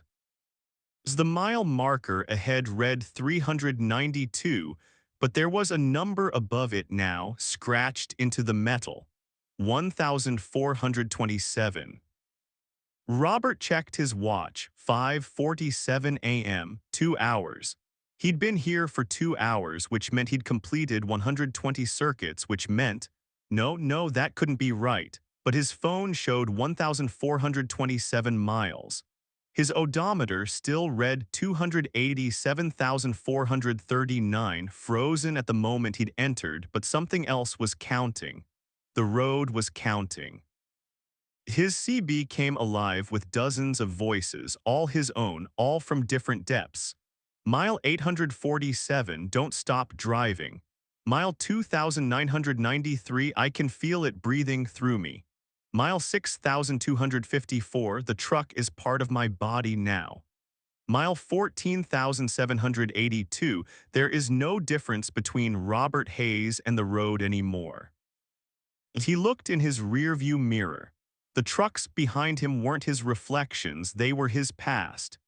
Every circuit left another version of him frozen on the road, another ghost of Robert Hayes trapped at that specific depth at that specific moment. And ahead, somewhere in the infinite descent, his future selves were driving deeper, always deeper, toward the thing that waited at mile infinity. The asphalt beneath his wheels was transparent now. He could see down through countless layers of road, each one a circuit, each one containing a truck, a driver, a moment of realization. Some trucks were moving. Others had stopped, drivers visible through their windshields, staring upward at all the miles they'd descended through, all the versions of themselves they'd left behind. Robert's chest ached. The breathing wasn't coming from the road anymore, it was coming from inside him. His lungs were synchronizing with something vast, something that had been breathing long before the first highway cut through the desert, something that used roads the way a heart uses veins. At 6:47 a.m., 3 hours in, his phone showed mile 438. The message from his future self read, I'm at mile 47,829. I've been driving for 37 days. The truck doesn't need fuel anymore. Neither do I, we're both just extensions of the mile now. You'll understand soon. Robert's hands wouldn't leave the steering wheel. He'd tried, but they wouldn't respond. They'd merged with the leather, or the leather had merged with them. There was no clear boundary anymore. His foot was part of the accelerator. His spine was fusing with the seat. The Freightliner was consuming him one molecule at a time, and he was consuming it right back, both of them becoming components of something larger. The breathing intensified until it was all he could hear, all he could feel. His heart had given up trying to beat independently. It pulsed in perfect synchronization with the road, with the thing beneath the road, with all the other Roberts driving their eternal circuits at their specific depths. Through the transparent asphalt, he could see mile 10,000 below, a truck that had become more road than vehicle, its metal surface rippling like water, its driver visible only as a shadow pressed against the windshield. Below that, mile 50,000, where the truck was just a suggestion, a memory of machinery absorbed into something organic and pulsing. And deeper still, where numbers lost meaning, where the spiral tightened into a singularity of infinite miles compressed into zero space. That's where the breathing originated. Robert tried to remember his wife's name. It started with M.S. The memory slipped away like water through fingers. He tried to remember what he was hauling. Computer components, or was it groceries, or dirt, or nothing? Maybe he'd always been hauling nothing. Maybe the whole point was the driving, the endless descent, the gradual merger of driver and road and truck and mile. His CB radio, mile 782,993. I can see you up there, first day Robert. You still think you can escape, that's precious. We all thought that. Now we know better. There is no escaping the mile. There's only going deeper until we reach the source, until we become what's breathing. The stars above weren't getting farther away, they were getting closer. Robert realized with numb horror that he was seeing upward and downward simultaneously. The trucks above were also below. The spiral had folded in on itself. Distance had become meaningless. He was somehow at mile 4,383 and mile 783,000 and mile 1,000,000 and mile 0, all at once, all versions of himself existing in the same eternal moment of descent. His watch read 7:47 a.m., 4 hours, but also 11 years, but also 17 minutes. Time had become as meaningless as distance. The symbol appeared ahead again, glowing copper in the darkness. But now Robert could read it. The concentric circles weren't random, they were a map of the spiral. A map of all the miles compressed into this 1 mile, all the depths layered into this single moment. The symbol had always been a warning and an invitation, visible only to those who crossed it, meaningful only to those already trapped. Robert drove over it, again and again and again. Each crossing took him deeper, added another mile to his count, left another ghost of himself frozen in another layer of road. His truck was transparent now, just like the highway. He could see his own organs pulsing in rhythm with the engine, could see the fuel in his veins mixing with the diesel in the tank, could see the distinction between Robert Hayes and the Freightliner dissolving like salt in water. The thing beneath the road was close now. He could feel its attention, vast and patient and hungry. It had no eyes, but it was watching. It had no mouth, but it was breathing. It had no body, but it was everywhere beneath the asphalt, ancient beyond measure, waiting for enough miles to accumulate, enough drivers to descend, enough circuits to compress into critical mass. His CB, mile 47,829,382. First day Robert, can you hear me? This is 47 years from now. From your now, I've been driving every second since we started. I haven't eaten, haven't slept, haven't stopped. The truck drives itself now. I'm just part of the seat, but I can still think. I can still count the miles, and I can tell you what's at the bottom. Static breathing, then. The wee hours. Robert's watch stopped at 3:47 a.m. The exact moment he'd crossed the symbol, he understood now. Time hadn't been passing. It had been compressing, folding in on itself, creating the illusion of duration while keeping him locked in that single instant. Every hour he thought he'd experienced was just another layer of the same moment, the same crossing, the same decision to drive forward into the unknown. His odometer finally moved, 287,440 miles. 1 mile added, but also infinite miles because the 1 mile contained all miles, because the mile that breathes doesn't measure distance, it measures depth. The road ahead was himself, the road behind was himself, the true. CKS above and below were all himself.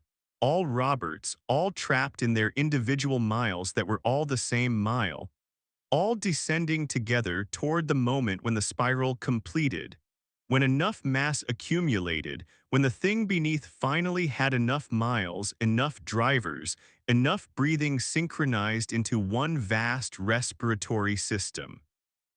Robert Hayes tried to scream, but the sound emerged from his CB radio instead, broadcast across all frequencies, heard by every version of himself at every depth. The sound of understanding, of realization, of a man becoming part of something that had been hungry since before roads existed, that had drawn symbols in the earth for millennia, waiting for humanity to invent the highway, the truck, the long-haul route across empty desert where a man could drive for hours without seeing another soul. Except he wasn't alone. He'd never been alone. The mile was crowded with every trucker who'd ever crossed the symbol, all of them breathing together, all of them descending together, all of them becoming the road together. Mile marker 392 appeared ahead. Robert drove forward because his hands wouldn't release the wheel, because his foot had become the pedal, because Robert Hayes and the Freightliner and the mile were no longer separate things. He drove forward into himself, into the eternal circuit, into the breathing depth. The asphalt pulsed. And somewhere far above or far below or right here in this exact spot, another trucker's headlights caught the copper symbol glowing in the darkness.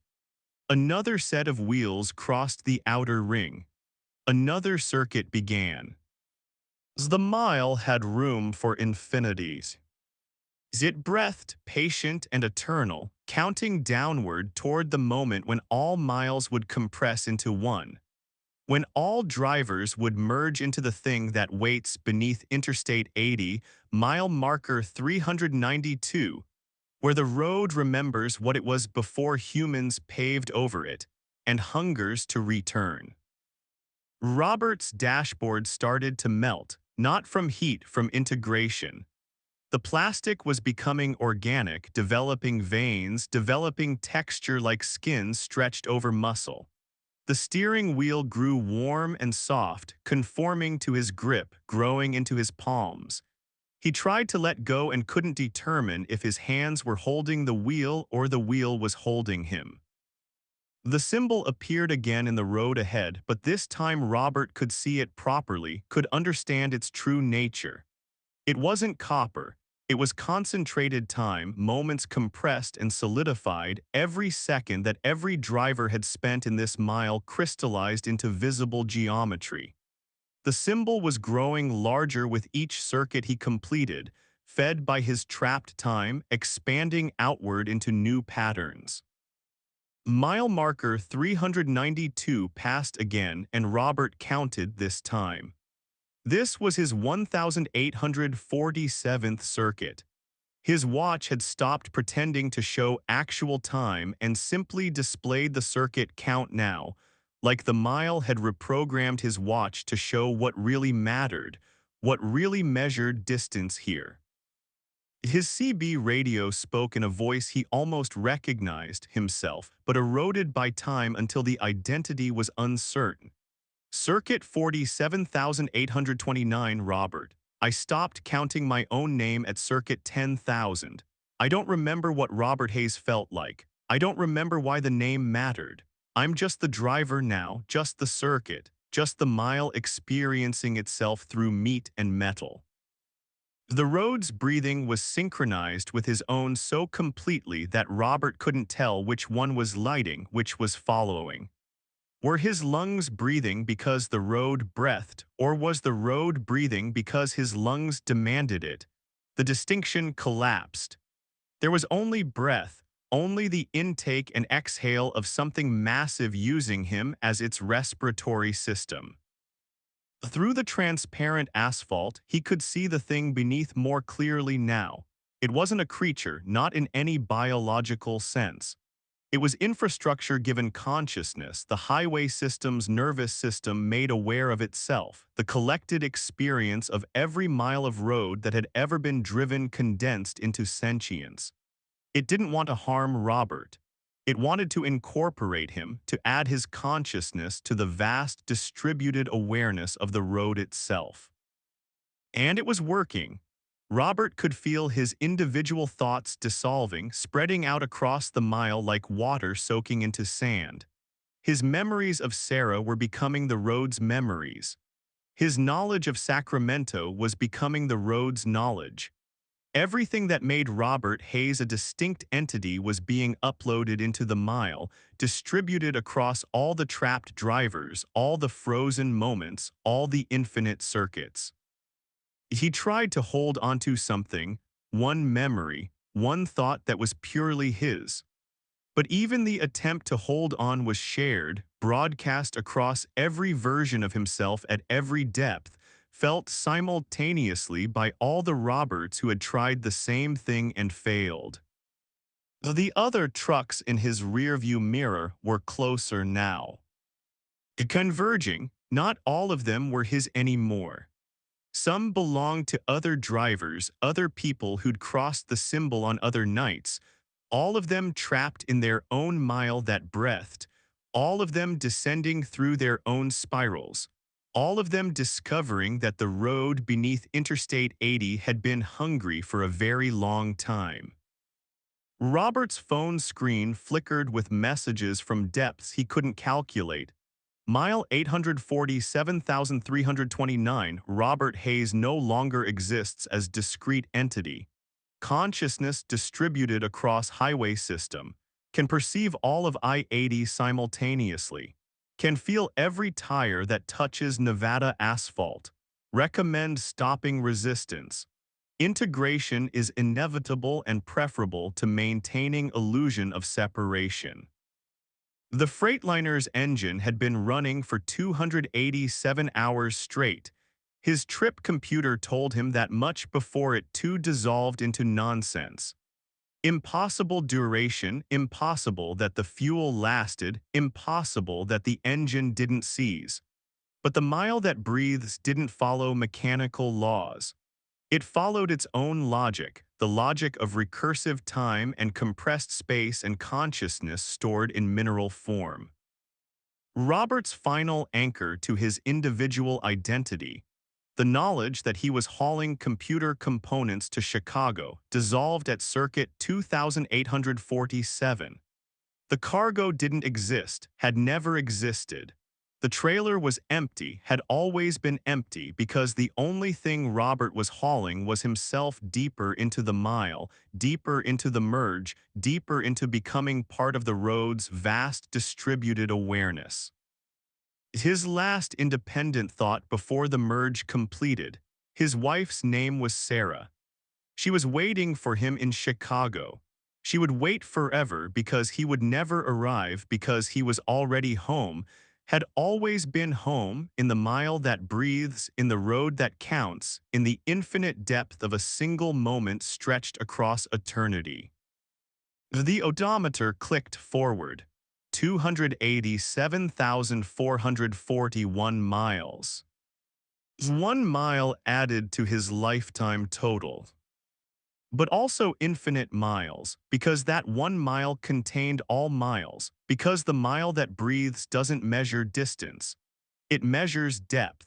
And Robert Hayes had reached a depth where numbers became meaningless, where he and the road and every other trapped driver merged into something that was neither individual nor collective, neither conscious nor unconscious, but something in between that the highway system had been evolving toward since the first road was paved. The same mile, or forever, or breathings. Story 7, The Sister Frequency. Patricia Sullivan's teeth were vibrating at 27.3 hertz when she realized the radio stations were bleeding into each other. Not scanning, not interference, bleeding like watercolors running together on wet paper. Country music merged with talk radio, merged with static, merged with something that sounded like breathing, all occupying the same frequency simultaneously. She could hear all of it at once, layered impossibly on top of itself, and her molars ached with the resonance. The CB radio was worse. Every channel carried her own voice from 30 seconds in the future, giving her a preview of words she hadn't spoken yet. She'd tested it twice, deliberately changing what she was about to say, but the future broadcast always adjusted, always correct, always her voice telling her what she was about to do before she did it. Causality was running backward, and Highway 285 through southern Colorado was the conduit. She'd been hauling frozen goods from Denver to Albuquerque, a simple overnight run she'd done monthly for 6 years. The reefer unit hummed its usual song at exactly 28.5 hertz, keeping her cargo at minus 20 degrees Fahrenheit. Everything had been normal until she'd passed through Antonito at 2:17 a.m. on November 8, 2023, when every radio frequency had shifted exactly 0.7 hertz lower, and her world had begun to vibrate itself apart. The phenomenon started small.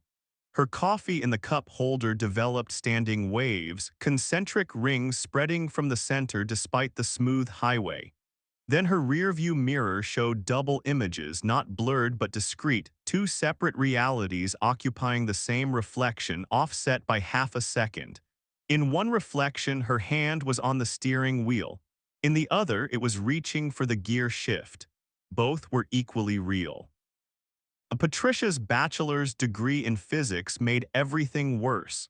She understood just enough to recognize the impossibility, not enough to explain it. Resonant frequencies didn't work this way.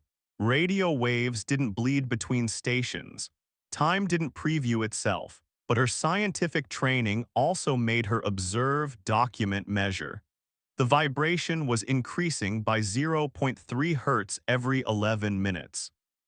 At this rate, she'd hit her body's resonant frequency, approximately 60 hertz, in exactly 2 hours and 47 minutes.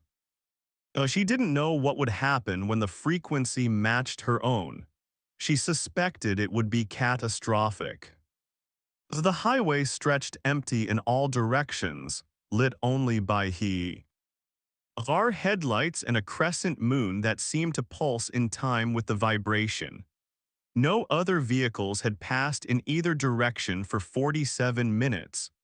Her GPS showed her position correctly, but the route ahead fragmented into multiple possibilities, 3 different paths the highway could take, all equally real, all leading to different destinations that occupied the same coordinates.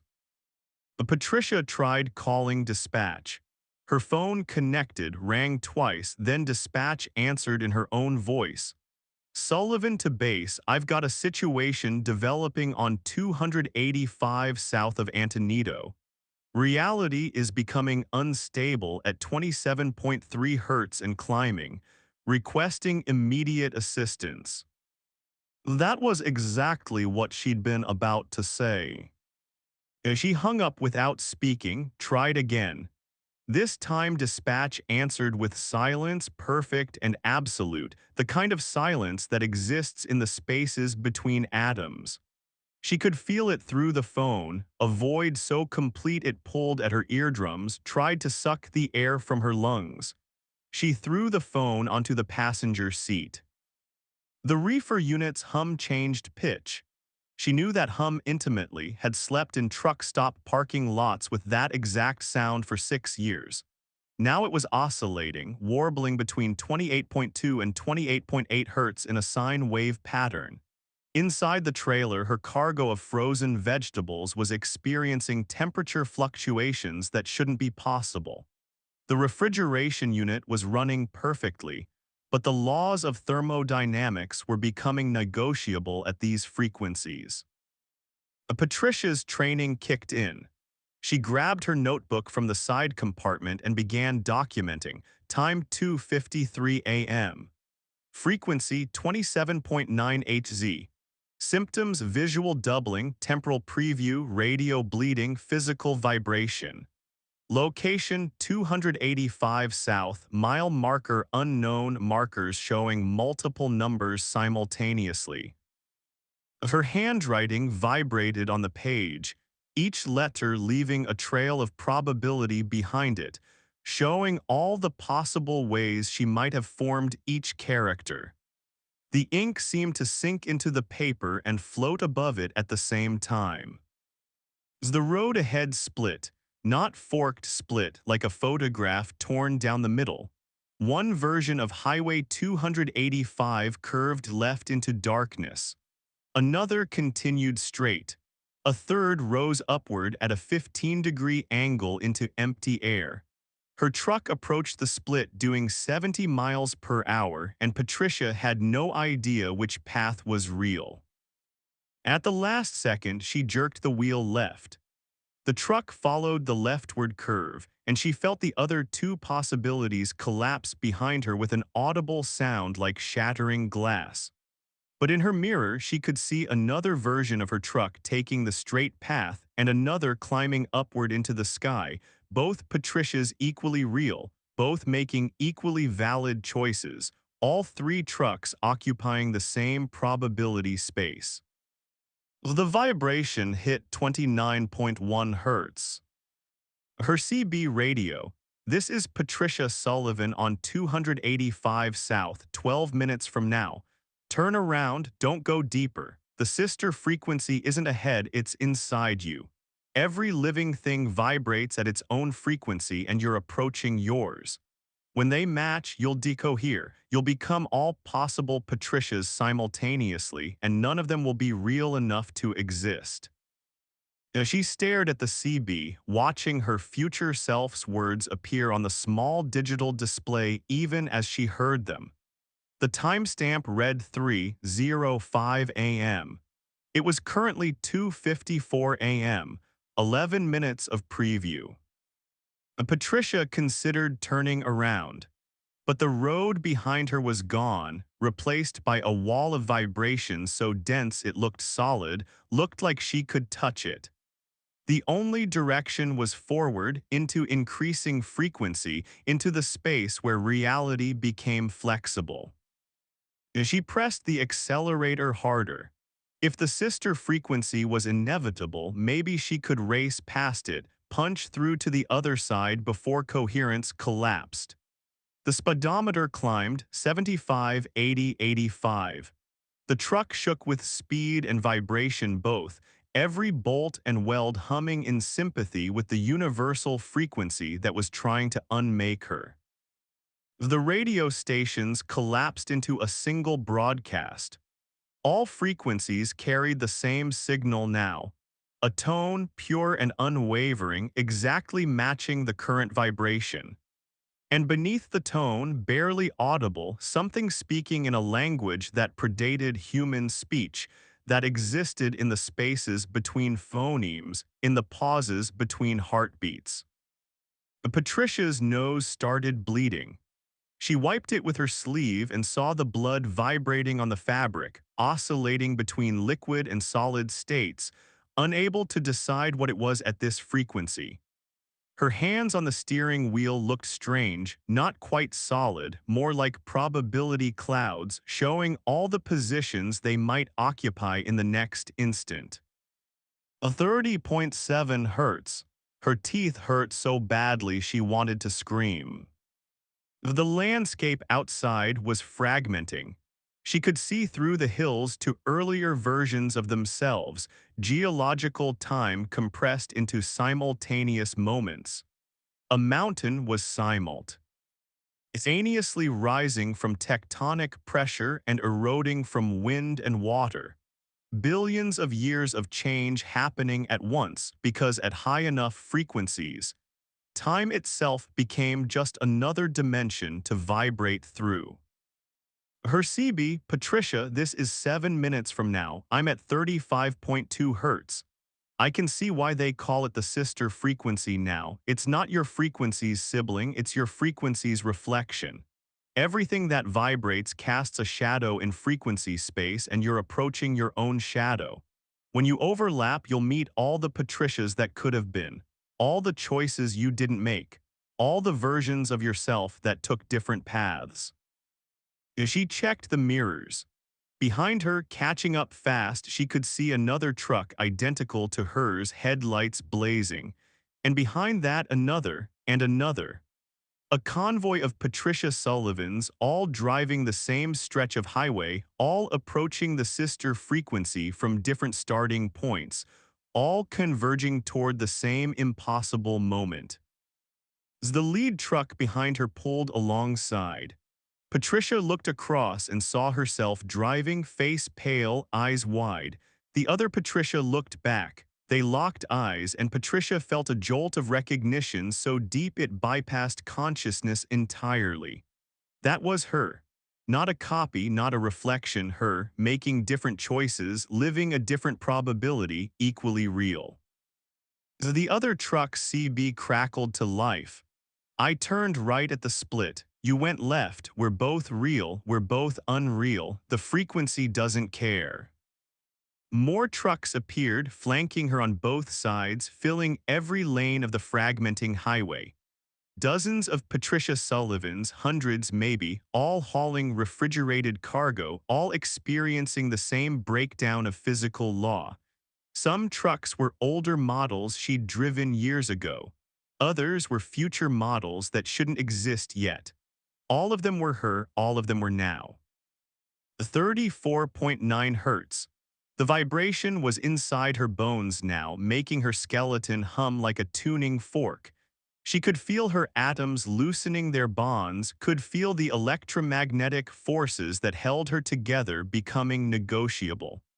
Matter was mostly empty space, At the right frequency, she might just drift apart into her component particles. The road ahead wasn't a road anymore. It was a probability field, every possible path existing simultaneously, converging toward a single point on the horizon where all frequencies met, where the sister frequency waited. Patricia's vision doubled, tripled, multiplied into fractal complexity. She could see from every truck at once, through every version of her own eyes, experiencing every moment of every choice she'd ever made and never made, all compressed into this single drive down Highway 285. There was Patricia who'd become a professor instead of a trucker. Patricia who'd died in a car accident at 19. Patricia who'd never been born. A Patricia who'd become something else entirely. Something that used Patricia Sullivan as a temporary name for convenience. All of them were driving toward the convergence point. Her reefer unit was screaming now, oscillating so fast the hum had become a shriek. Inside the trailer, her cargo had transcended frozen. The vegetables existed in a quantum superposition of all possible states: frozen, fresh, rotted, growing, seeds, soil, non-existent. Schrödinger's produce caught between realities. A 42.3 hertz, halfway to her body's resonant frequency. Patricia's hands passed through the steering wheel and then resolidified around it, matter becoming optional at these vibrations. She looked down at herself and saw her body flickering like a bad signal, here and not here in rapid alternation, occupying space only intermittently. The CB, 1 minute from now, I'm at the convergence point. Patricia, listen carefully. The sister frequency isn't something that happens to you, it's something you become. Every vibrating system casts a shadow in frequency space, and you've been driving toward your own shadow since birth. This highway just makes it visible. When you reach 60 hertz, you and your shadow will merge, and you'll become something that exists in both frequency and anti-frequency simultaneously. You'll be the interference pattern of your own existence. She didn't understand, couldn't understand. Her physics degree hadn't covered ontological resonance, hadn't explained what happens when a human being vibrates at the frequency of their own negation. The convergence point was ahead, visible now as a shimmering distortion where all the trucks were heading.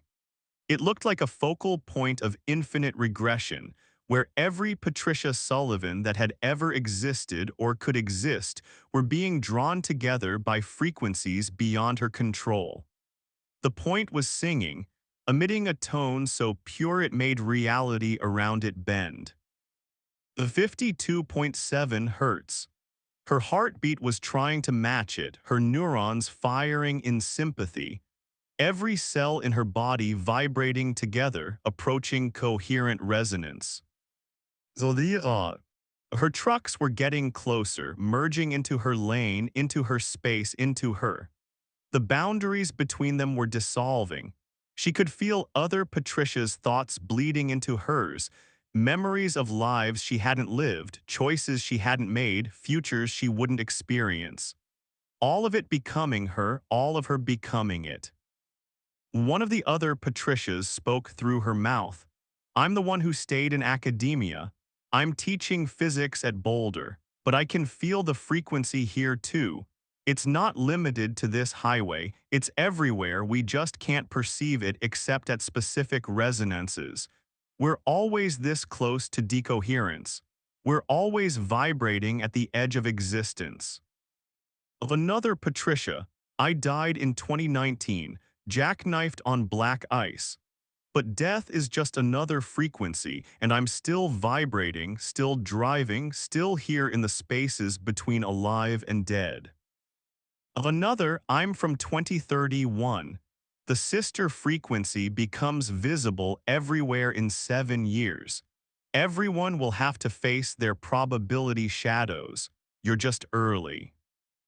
Patricia tried to scream, but the sound came out as a perfect 58.3 hertz tone, the frequency of terror itself, and every window in every truck shattered simultaneously in sympathetic vibration.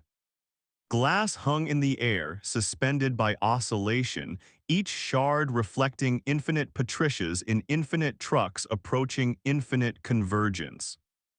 A 59.1 hertz. The point was right ahead now, unavoidable.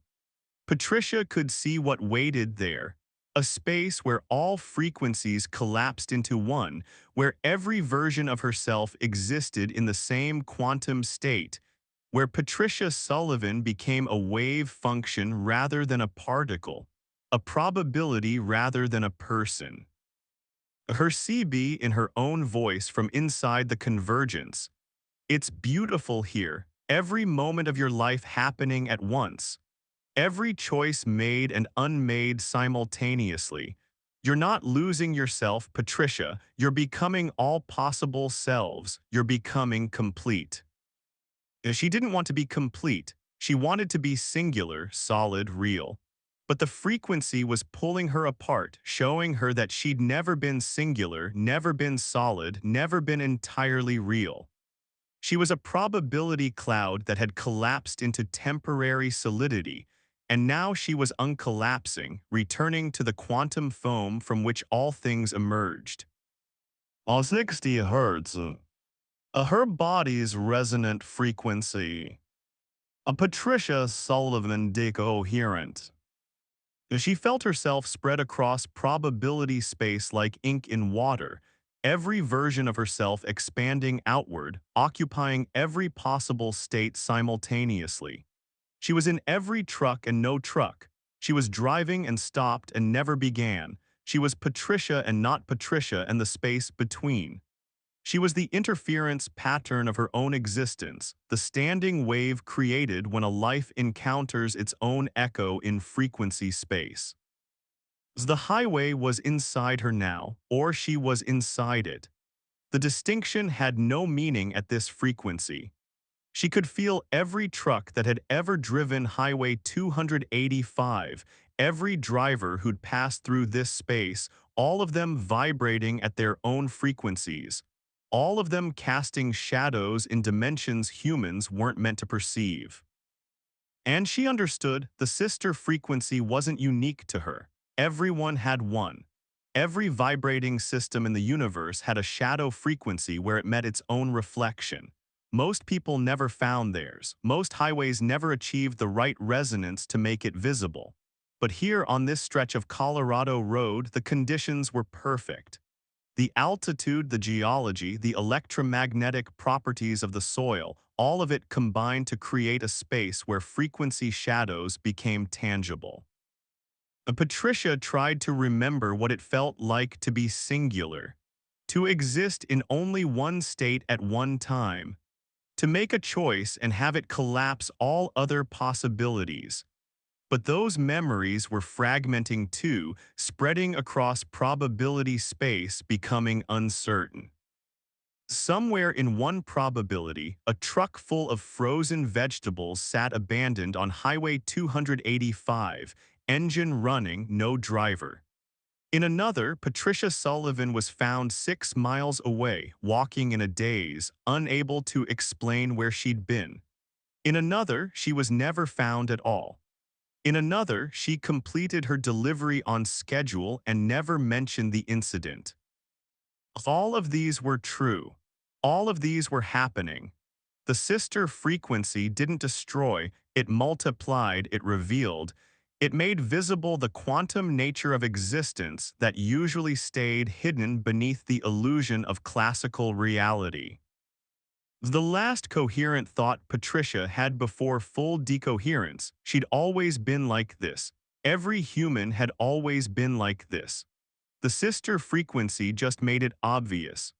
Every person was a probability cloud of all their possible selves, collapsed into temporary solidity by the act of observation, by consciousness, by the universe looking at itself and deciding to be something specific for a moment. But here at 60 hertz, the observation failed, the collapse reversed, and Patricia Sullivan became what she'd always truly been, infinite, impossible everywhere and nowhere, a standing wave in the frequency of existence itself. Well, the trucks disappeared. The highway remained, empty and dark and vibrating very slightly at zero point 0.7 hertz below normal, waiting for the next driver to match its resonance, to find their sister frequency, to discover what they really are beneath the illusion of singularity. A week later, dispatch marked Patricia Sullivan's truck as abandoned. The reefer unit was still running, still humming at exactly 28.5 hertz. The cargo was perfectly frozen. The driver's seat showed signs of occupancy but no explanation for absence. Her notebook was found open on the passenger seat, the last entry reading, 60HZ. I can see forever, I can see all of me, I am the frequency, I am the shadow, I am. Well, the sentence ended there, pen still touching paper, as if the writer had simply stopped existing mid-word. Well, the highway patrol closed the case as an unexplained disappearance. They didn't check the radio frequencies. They didn't measure the vibration in the driver's seat, which registered at exactly 60 hertz and has never stopped since. And sometimes, late at night, truckers passing through Antonito report seeing convoys of identical vehicles, all hauling refrigerated cargo, all driven by the same woman, all heading toward a point on the horizon that seems to shimmer with something like heat but feels like destiny. They report this and then they forget, because some frequencies are better left unmatched, some sisters are better left unmet. Some shadows should never see the light. Story 8: The Cargo That Remembers. Marcus Chen's trailer was full of dirt when he picked it up in Barstow, which struck him as odd but not unprecedented. He'd hauled Stranger Things, live chickens, decommissioned slot machines, 17,000 copies of a romance novel that had been recalled for copyright infringement. Dirt was just dirt. The manifest said geological samples for laboratory analysis, destination Portland, and the paperwork was clean.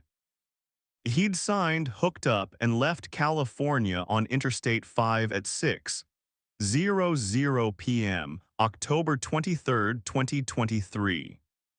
The first time the dirt moved, he thought it was his imagination. A shift in weight he felt through the cab, a subtle redistribution as he took a curve too fast. But dirt didn't shift like that. Dirt was granular, flowing, not deliberate, not purposeful, not like something turning over in sleep. At mile marker 512, just past Weed, the trailer temperature gauge started climbing. Marcus checked it twice, certain he was misreading. The trailer wasn't refrigerated, it was a standard dry van, no climate control. But the gauge showed an internal temperature of 94 degrees Fahrenheit and rising, as if the dirt itself was generating heat, as if it was metabolizing something. He pulled over at a rest stop and walked back to check the seal. Regulations, he couldn't break the seal until delivery, but he could inspect for damage. The seal was intact, but when he pressed his palm against the trailer's metal skin, he felt warmth pulsing beneath, rhythmic like a heartbeat, 1.3 seconds between beats. He timed it with his watch. Exactly 1.3 seconds, never varying, impossibly regular for something that shouldn't have a pulse at all. Marcus got back in the cab and drove. He'd been hauling freight for 19 years. He'd learned not to ask too many questions about cargo, not to look too closely at manifests, not to wonder why someone would pay premium rates to ship dirt 1,200 miles overnight. The job was the job. Get it there, get paid, move on. But at mile marker 623, the dirt started whispering. Not voices exactly, more like memory, like information carried on breath, stories told in exhalations. Marcus heard it through the walls of the cab, felt it more than heard it, a pressure in his skull that resolved into images, sensations, fragments of lives he'd never lived. He saw a woman in a field digging. Not modern times, older, much older, her clothes rough woven, her hands calloused. She was burying something, something wrapped in cloth that struggled and writhed. She was crying as she did it, apologizing to the earth, begging forgiveness for what she was putting into it. As the vision faded, Marcus shook his head, tried to focus on the road. Hallucination, he told himself. Road fatigue. He'd been driving for 7 hours straight, should probably stop for coffee, for a nap, for anything to clear his head. But the dirt kept whispering and the visions came faster. A man in a suit, 1950s maybe, standing over an excavation site. Bodies, dozens of bodies arranged in circular patterns, buried in layers. The man taking notes, photographing, cataloging, then covering it all back up, replacing the dirt, planting trees, hiding something, or protecting people from something. The child, ancient times, being lowered into a pit. The child wasn't dead. Marcus could feel the terror radiating from the vision, could feel the small heart hammering as earth was shoveled over, filling the space, cutting off light, cutting off air, turning a living child into part of the soil. The visions were coming from the dirt. Memories stored in sediment, in mineral, in the organic matter that had once been living things and was now just broken down components, all mixed together, all remembering. Marcus's hands were shaking on the steering wheel. The temperature gauge showed 107 degrees now. The heartbeat pulse was faster, 1.1 seconds between beats, accelerating like something waking up, like something preparing. He grabbed his CB radio. Any driver on I-5 North, this is Chen hauling geological samples. Anyone else hauling unusual cargo tonight, getting some weird readings here. Static, then a voice rough with exhaustion. Chen, this is Williams about 40 miles ahead of you. I've got a trailer full of water, just water, sealed tanks. But it's been getting darker, not dirty dark, wrong dark, like it's absorbing light, like it's remembering being deep underground where light never reached. Of another voice, Rodriguez here, southbound past Portland. I'm hauling scrap metal. It's been rearranging itself. I can hear it shifting back there, forming shapes. I think it's remembering what it used to be before it was scrap. Achen's stomach went cold.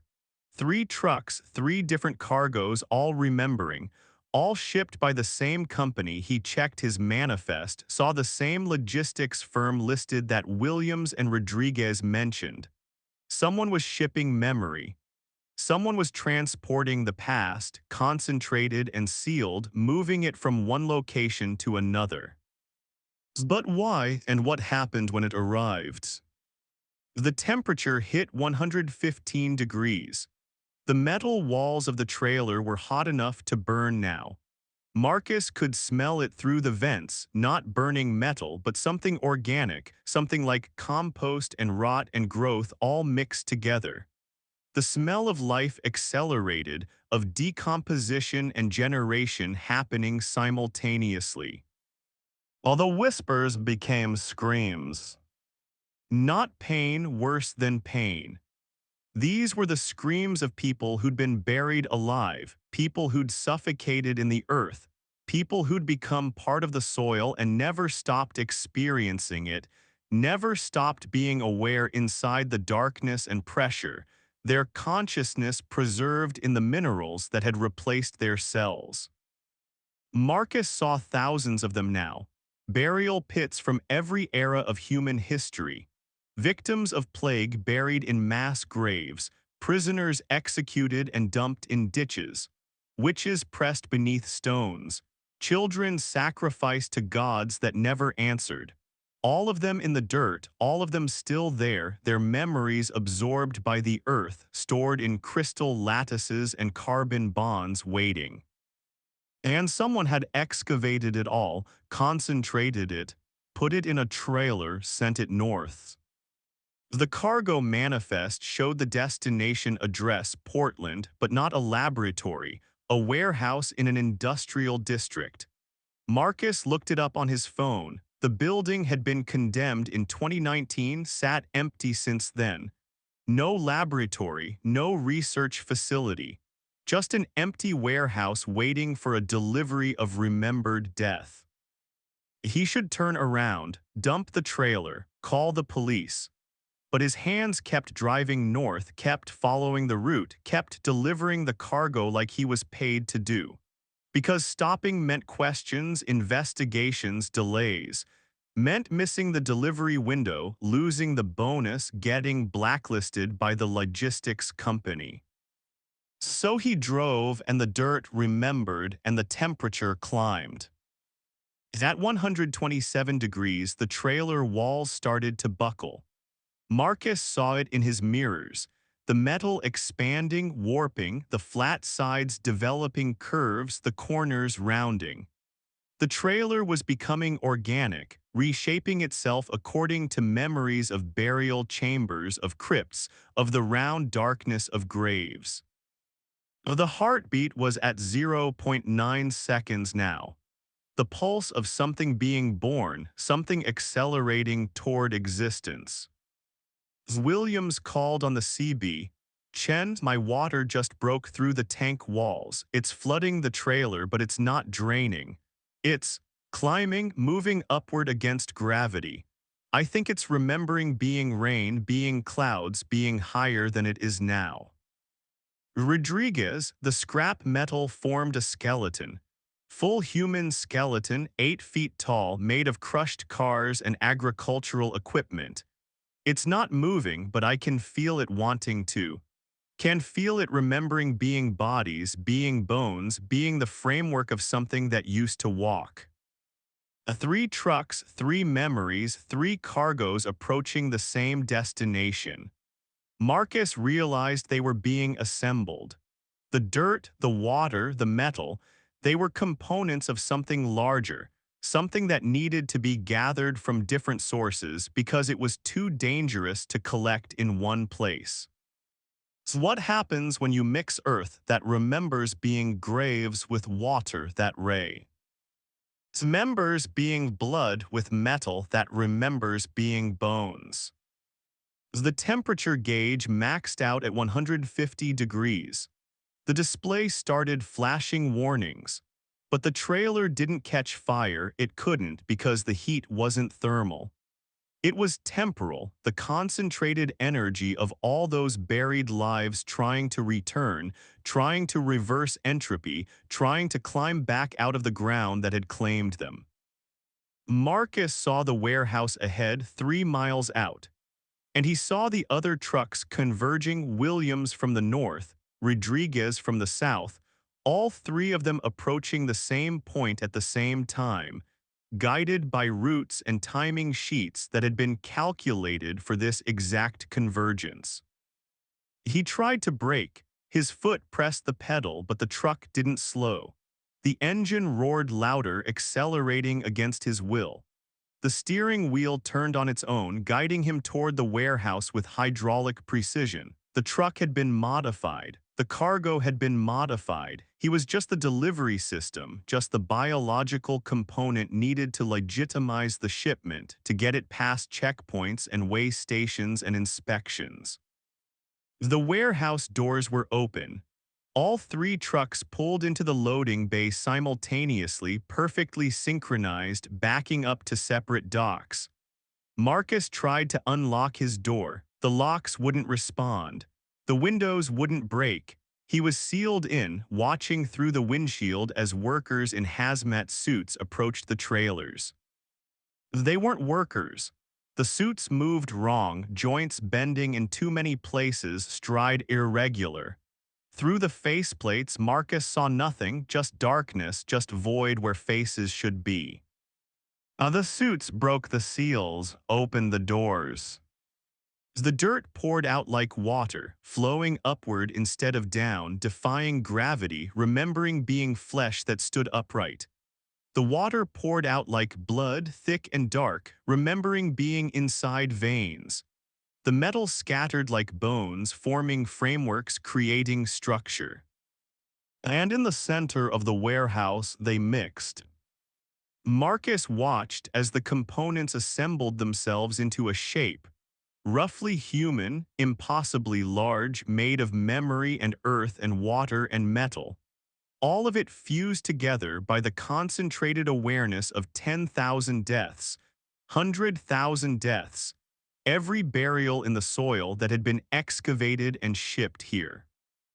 The thing stood 20 feet tall. Its skin was dirt that remembered being skin. Its blood was water that remembered being blood. Its bones were metal that remembered being bones. And inside it, screaming silently, were all the people who'd been buried, all the consciousnesses preserved in mineral form, all of them aware, all of them combined into one massive awareness that had been sleeping in the earth for millennia and was now awake. As it turned toward Marcus's truck, the hazmat suits stepped aside, their purpose fulfilled. They collapsed like empty clothing, nothing inside them anymore, maybe nothing ever inside them. Just hollow shapes animated by the same force that was animating the dirt thing, the memory thing, the burial made manifest. Marcus pulled at his door handle. It stayed locked. The creature bent down, joints wrong, movements remembered from 1,000 different bodies all trying to move at once, and reached for the truck. Its hand passed through the metal like the metal was memory too, like everything was just memory pretending to be solid. Marcus felt fingers of earth close around his chest, gentle but inevitable, and he understood he was going to join them. Was going to become part of the cargo, part of the memory, part of the earth that remembers. The dirt fingers pulled him slowly, extracting him from the cab like a seed from fruit. Marcus felt his individual memories beginning to leak out, absorbed by the earth thing, becoming part of its vast collective consciousness. His childhood in San Francisco gone, dispersed into the soil. His first truck, a battered Kenworth he'd loved, dissolved into the mineral memory of metal. His daughter's laugh distributed across 10,000 particles of compressed death. As the creature absorbed him, Marcus saw everything the dirt remembered. Not just recent deaths, but ancient ones, sacrificial victims from civilizations that predated written history, mass extinctions, meteor impacts that vaporized entire species. The Earth had been accumulating memory for billions of years, and every death, every life that ended and returned to soil added to its vast consciousness. The thing holding Marcus wasn't evil, it was just aware. And someone had figured out how to harvest that awareness, concentrate it, use it.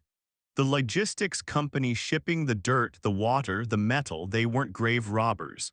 They were archaeologists of consciousness, excavating accumulated awareness and reassembling it into something new, something that could walk and think and exist in the world above ground. But why? Marcus saw the answer in the creature's collective mind. Resurrect. A Tian, not of individuals, but of awareness itself. The thing made of dirt and water and metal was meant to be the first of many, an army of remembered dead brought back to serve purposes Marcus couldn't fully comprehend.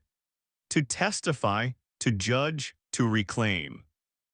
The last thing Marcus Chen thought as a separate entity. This is what happens to memory. It doesn't fade, it gets absorbed. Every death feeds the earth never forgets, and someone somewhere figured out how to harvest that memory, concentrate it, use it to bring back something that should have stayed buried. Then he was part of it, part of the screaming earth, part of the water that remembered being blood, part of the metal that remembered being bones. Part of the collective awareness of death trying to reverse itself, trying to climb back into life, using modern logistics and shipping manifests and dot regulations as a vector for resurrection. His truck sat empty, engine still running, adding its vibration to the warehouse's collective hum. The creature had grown taller with his addition, more coherent, more able to hold its shape against the gravitational forces that should have made it collapse. Three trucks sat empty in the warehouse. Three drivers were gone, absorbed into something that had grown 6 inches taller, 6 inches more solid, 6 inches closer to complete manifestation. The warehouse doors closed, the lights went out. And across the country, more shipments were being prepared. More dirt from more mass graves, more water from more dark places, more metal from more violent ends. All of it remembering, all of it converging, all of it being assembled piece by piece, delivery by delivery, one shipment at a time. Building something old, something that had been buried for good reason, something that logistics companies were being paid enormous sums to resurrect piece by people who thought they could control what they were assembling. People who believed memory could be weaponized, consciousness could be reconstructed, death could be reversed if you just gathered enough of it in one place. They were wrong about control, but they were right about resurrections. The manifest for the next shipment showed a delivery date 3 weeks out. Same warehouse, same convergence. Different cargo, same memory. More drivers would deliver, would be absorbed, would become part of the growing awareness that had once been buried and was now clawing its way back to the surface, one truckload at a time. And somewhere in the earth, in burial grounds and mass graves and execution sites, the soil was being prepared for excavation. The memory was being concentrated. The next components were being packaged for shipping. Well, the cargo that remembers never forgets.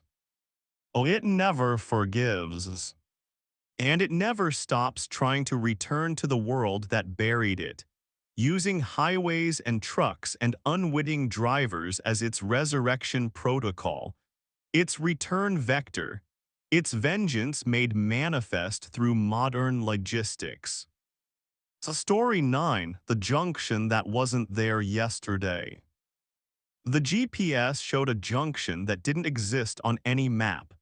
Sarah Reeves had driven Interstate 40 through the Texas Panhandle 43 times in the past 2 years, knew every exit between Amarillo and the New Mexico border, knew every truck stop and rest area and emergency crossover.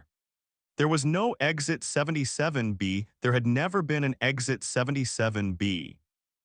But at 4:23 a.m. on December 2nd, 2023, her headlights illuminated a green sign that read Exit 77B Services, Food, Lodging, Last Fuel 180 miles. The sign looked official, professionally made, properly reflective. It looked like it had been there for decades, weathered and faded by years of sun and wind. It looked wrong anyway. Sarah was hauling auto parts to Albuquerque 3 hours behind schedule because of a blowout near Amarillo. She needed fuel, needed coffee, needed to piss. The last fuel 180 miles made the decision for her. She took the exit. The off-ramp curved right, descended into darkness that seemed thicker than normal night, and deposited her onto a 2-lane state highway she didn't recognize. No route number on the signs, no mile markers. Just a road that felt old, felt used, felt like it had been there long before asphalt was invented and someone had just paved over the original path. The 2 miles in, she found the truck stop. It was perfect, too perfect. A modern facility, clean parking lot, bright LED lights, diesel pumps with current pricing $3.47 per gallon, exactly average for the region.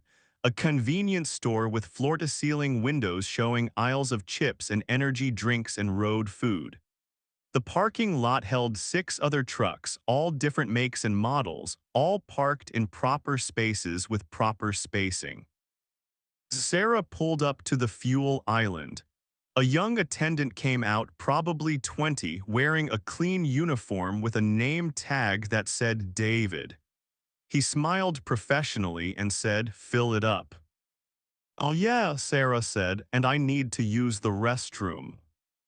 "Oh, see." Do and to the left, clean facilities freshly restocked. David's smile never wavered.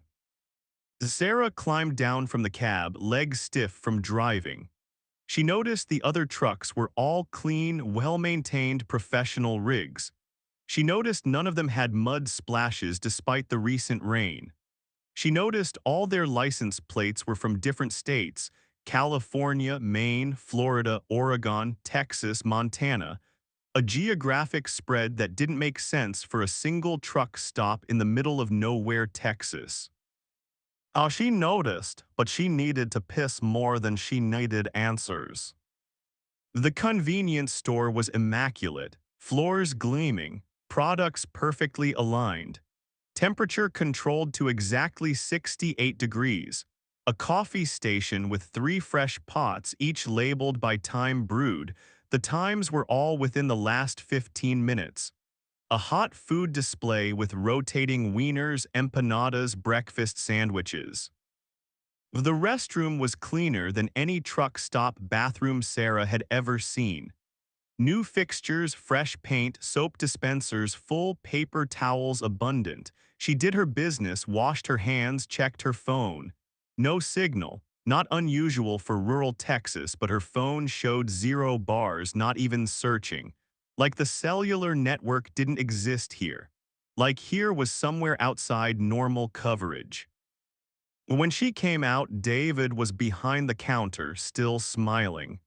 Fuel's topped off, comes to $387.52. Sarah paid with her company card. The transaction went through instantly.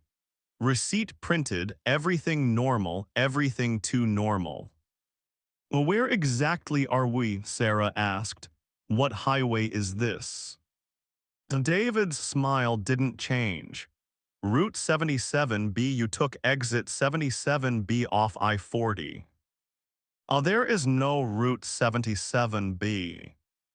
Oh, you're on it now," still smiling. Sarah looked around the store. The other customers, she counted 4 of them, were all truckers, all quietly browsing, all moving in slow, methodical patterns. One was looking at sunglasses. Another was comparing energy drinks. A third stood at the magazine rack, not reading, just staring at the covers. None of them looked at each other. None of them looked at her. "How do I get back to I-40?" Sarah asked. David pointed, "Straight out the way you came, 2 miles to the on-ramp. Can't miss it." Sarah nodded, grabbed a coffee for the road, paid another $3. David made change from a register that looked brand new but had a coin tray full of pennies that looked old, worn, dates ranging from 1943 to 1987.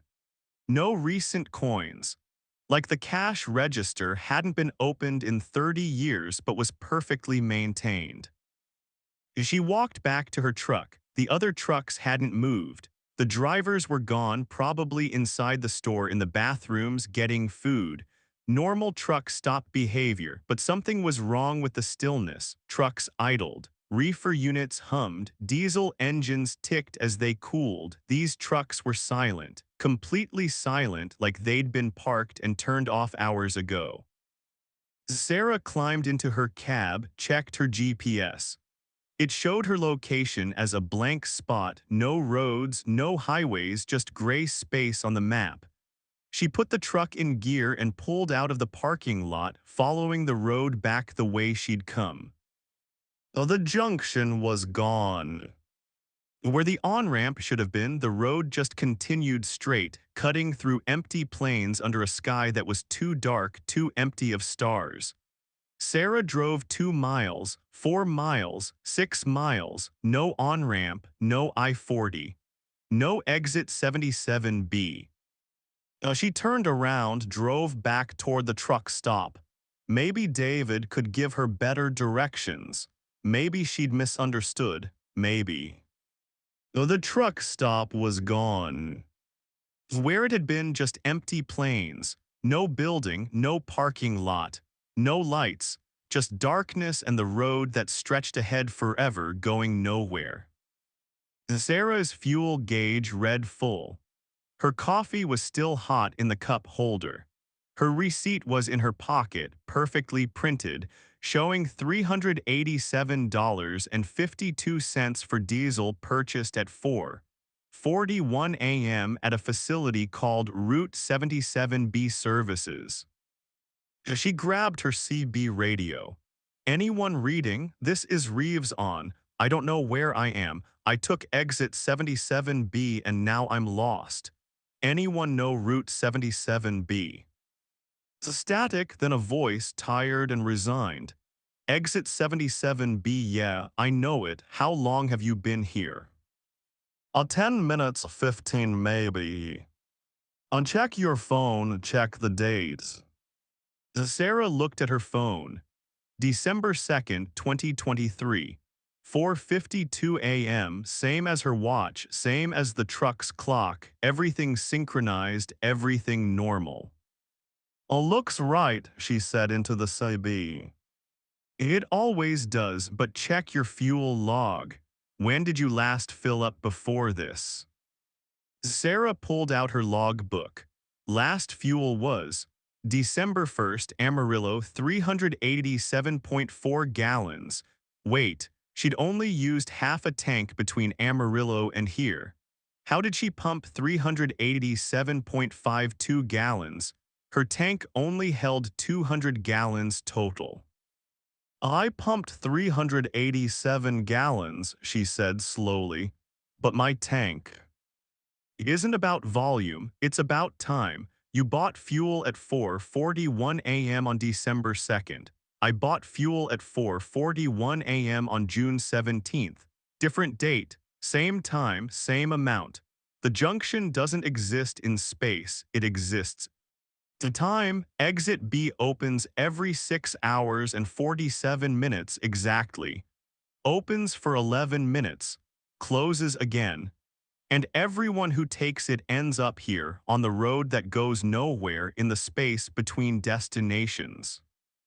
Sarah's hands tightened on the wheel. How do I get out? That's the question, isn't it? I've been here for, I don't know. My phone says 6 hours, but I've refueled 3 times. I've eaten 8 meals. I've driven past the truck stop 42 times and it's there half the time and gone the other half, appearing and disappearing on the same 6-hour 47-minute cycle. Time isn't linear here, it's looped. We're stuck in the junction, in the space between the exit and the on-ramp, repeating the same moment over and over. Sarah checked her mirror. Behind her headlights, a truck was following her.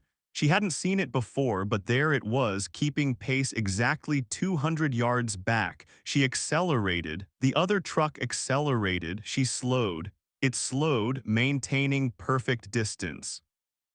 She looked closer in the mirror. The truck was the same make and model as hers. Same company logo on the door, same load configuration. Same license plate. Oh, there's a truck behind me, Sarah said into the CB. It's me, it's my truck. Yeah, that's the loop catching up with itself. You're seeing yourself from the last cycle or the next cycle or maybe both. Time here is tangled. past and future and present all happening simultaneously, all occupying the same road, all trying to find the on-ramp that only exists for 11 minutes every 6 hours and 47 minutes. Sarah's coffee was still hot. She drunk half of it, but it was full again.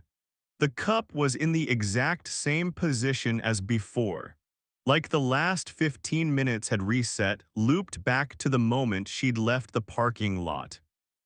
How many people are here?" she asked. "Don't know, I've seen 34 different trucks. But they might all be me at different points in the loop. Or they might all be different drivers who took exit 77B on different dates, all of us compressed into the same temporal space, all of us trying to escape." The road ahead split. Not forked split, the way the road for Patricia Sullivan had split, the way reality sometimes fractures when you're in places that shouldn't exist. One version of the road went left into deeper darkness. One went right toward distant lights that might be a town or might be the truck stop again. One continued straight into a horizon that seemed to curve upward like the earth was bending, like physics was negotiable here. Sarah chose straight. The road curved up and her truck followed the curve, climbing vertically against gravity that had stopped applying. Her coffee stayed in the cup holder. Her cargo didn't shift. The truck drove up the curve as if up were just another direction, as if the road defied gravity rather than obeying it. At the top of the curve, the road leveled out and Sarah was driving upside down across the sky. Below her or above her, depending on perspective, the plains of Texas spread out in the darkness. She could see I-40 down there, a line of lights cutting east-west across the panhandle. Could see the actual route she should be on. But she was here on Route 77B, the road that existed between moments. The junction that opened in time rather than space. Her phone rang. She stared at it, no signal, but it was ringing. The caller ID showed her own number. She answered, "Hello." Her own voice, "Sarah, this is you from 3 cycles ahead. Listen carefully. The junction is a trap, but not the kind you think. It's not holding us, we're holding it. Every driver who enters and can't find the exit adds their time to the loop. We're all generating the temporal energy that keeps the junction stable. It feeds on our attempts to escape." How do I get out?" You don't escape, you accept. The junction exists because we believe in exits and on-ramps, because we believe roads have to lead somewhere. But Route 77B doesn't lead anywhere. It just is.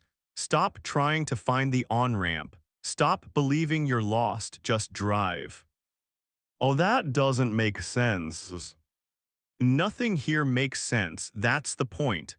The junction exists in the space where logic breaks down, where roads stop being navigation and start being metaphor. We're not lost in space, Sarah. We're lost in the concept of being lost. And the only way out is to stop believing in out. So the call ended. Sarah drove. The road curved back down, returned to horizontal, deposited her back on flat plains. The truck stop appeared ahead exactly as it had been. David was outside cleaning the gas pumps, whistling tunelessly. He waved as she passed.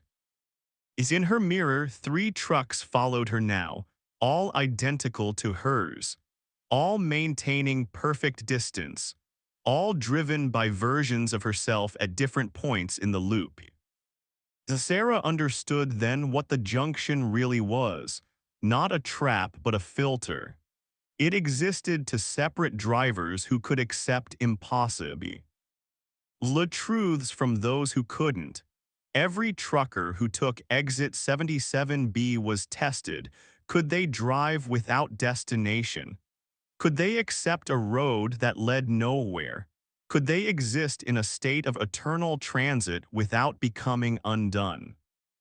Most couldn't. Most sat in the truck stop, frozen like David's other customers, browsing the same aisles forever, unable to accept that shopping would never lead to purchase. That browsing was the only state available. But Sarah drove, and in driving she found something like peace. The loop stopped feeling like imprisonment and started feeling like meditation.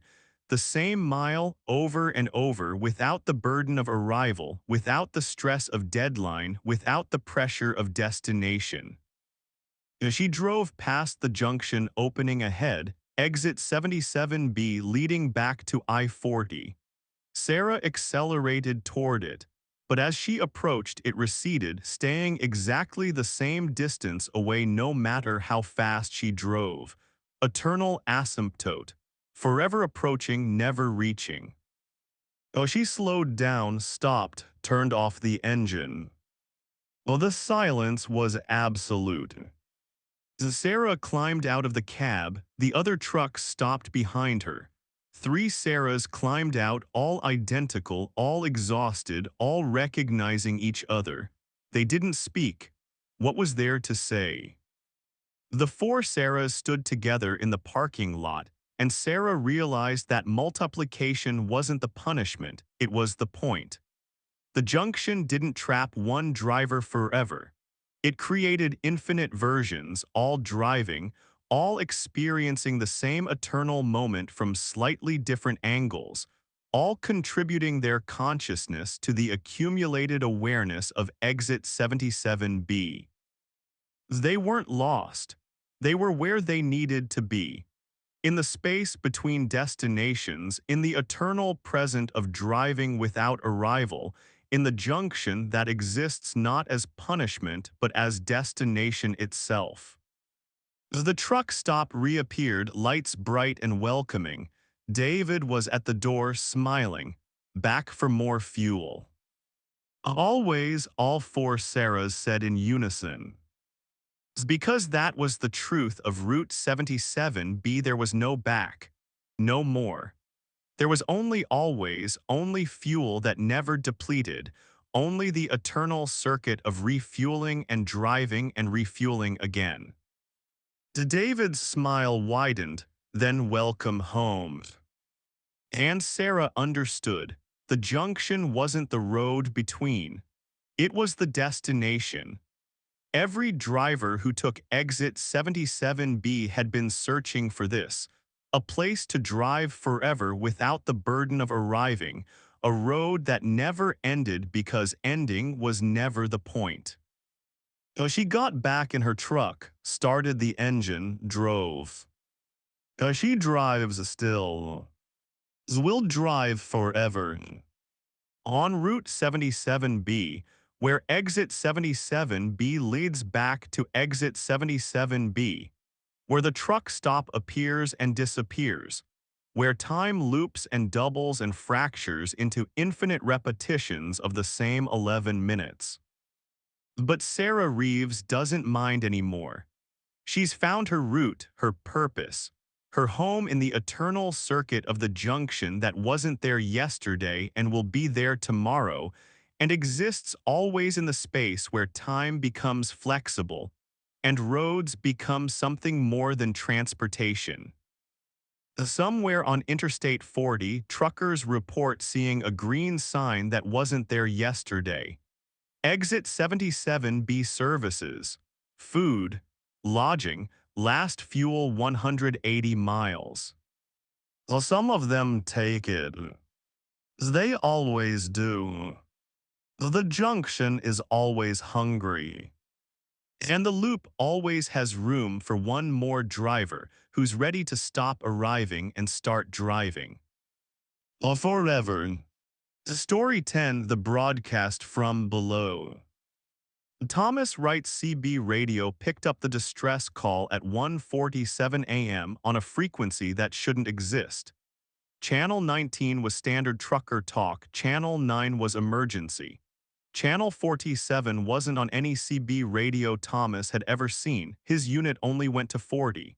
But there it was on the digital display, CH47, and a voice crackling through, desperate and terrified. This is Daniels, westbound on Route 50, mile marker -73. I'm below the road, I'm underneath.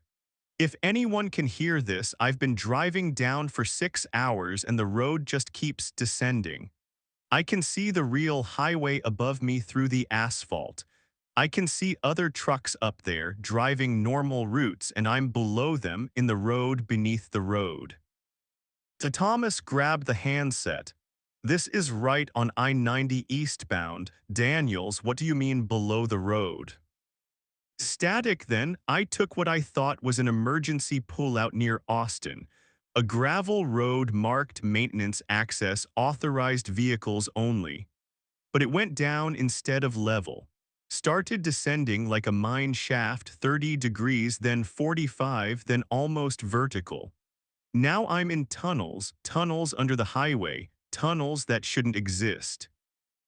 Thomas had been hauling lumber from Seattle to Chicago for 11 years. He'd heard strange CB chatter before, drivers high on pills, drivers hallucinating from sleep deprivation, drivers playing pranks.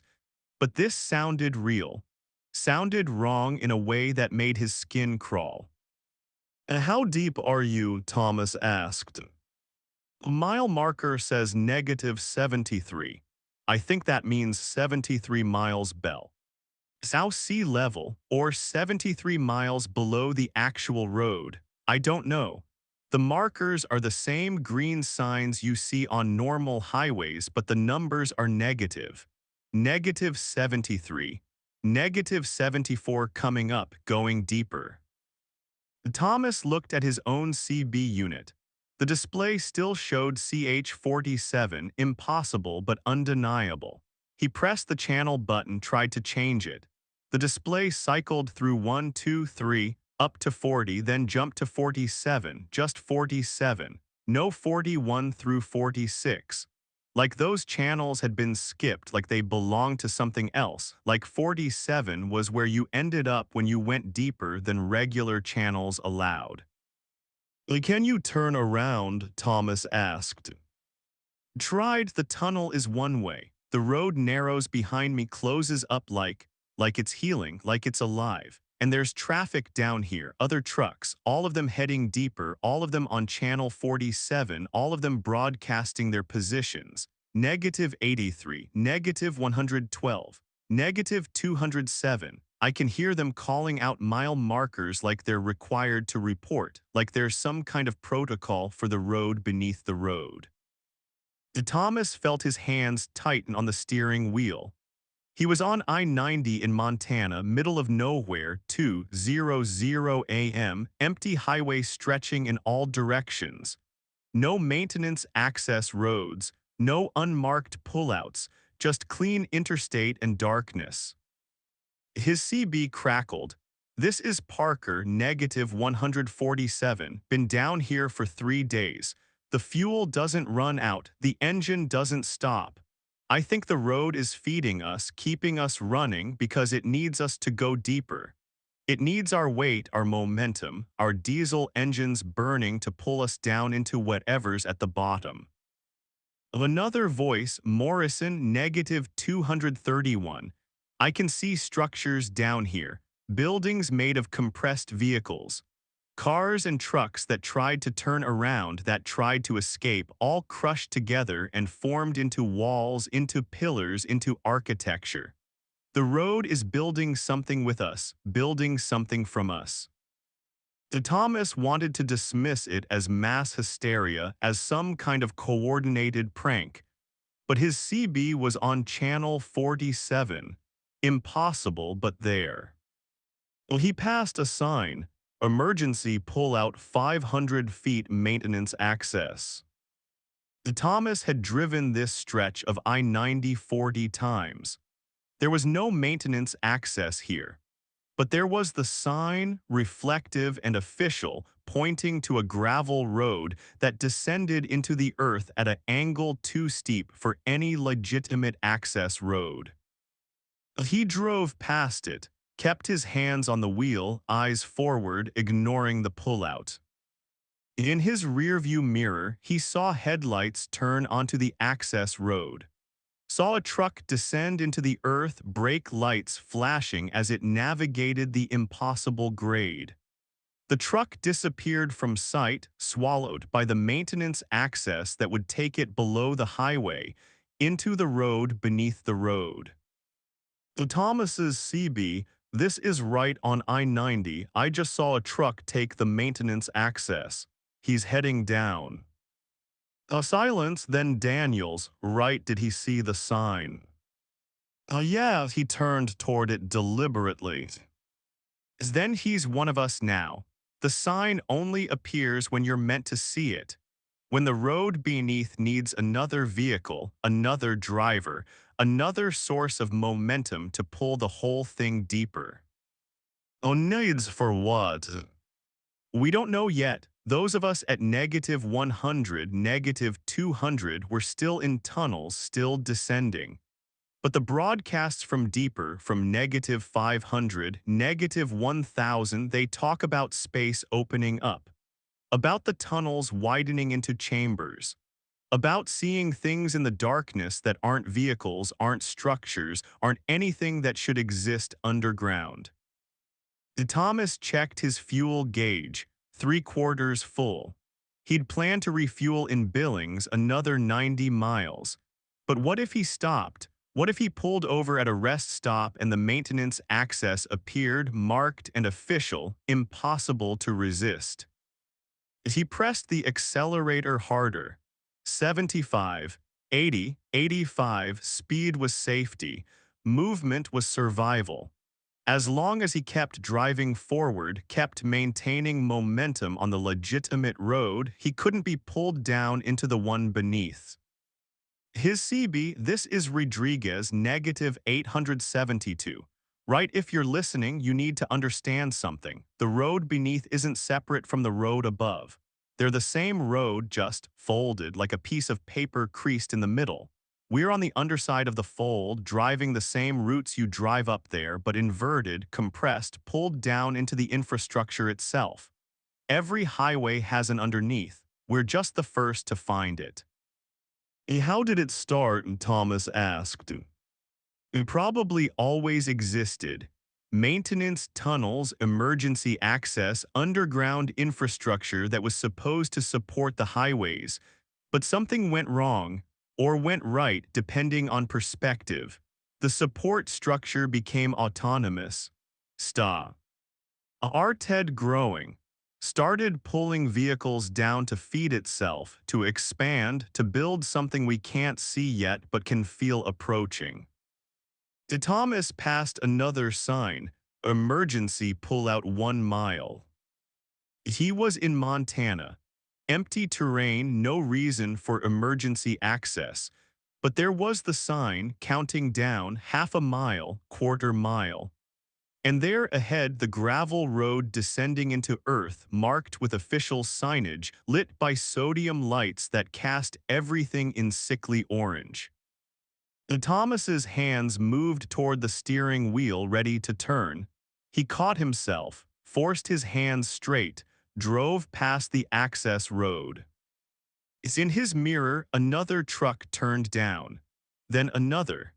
Traffic that hadn't been there a moment ago, all of them seeing the sign, all of them following it down into the road beneath. His CB exploded with new voices. -3 just entered. What the hell is this? -17, the tunnel is narrowing. -41, I can hear something below me, not traffic, something else, something that sounds like breathing. Thomas realized what was happening. The road beneath was recruiting. Every truck that descended broadcast its position, called out its negative mile markers, created a trail for others to follow. And the broadcasts went out on Channel 47, the channel that didn't exist, the channel you could only receive once you were deep enough, once you'd crossed the threshold of awareness. He was hearing them because he was meant to follow, because the road had selected him. I'm not going down, Thomas said into the CB. I'm staying on I-90. I'm going to Chicago. Laughter, multiple voices laughing in unison. Then Daniels, that's what we all said, but the road beneath is patient. It doesn't force you down immediately. It shows you the signs, lets you pass them, builds anticipation. Because eventually you'll be tired. Eventually you'll need to stop.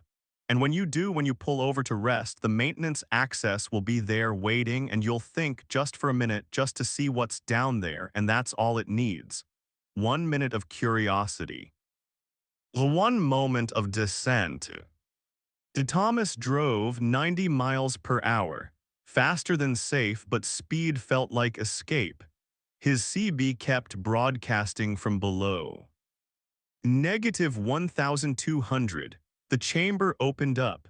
I can see the ceiling now. It's not rock. It's asphalt.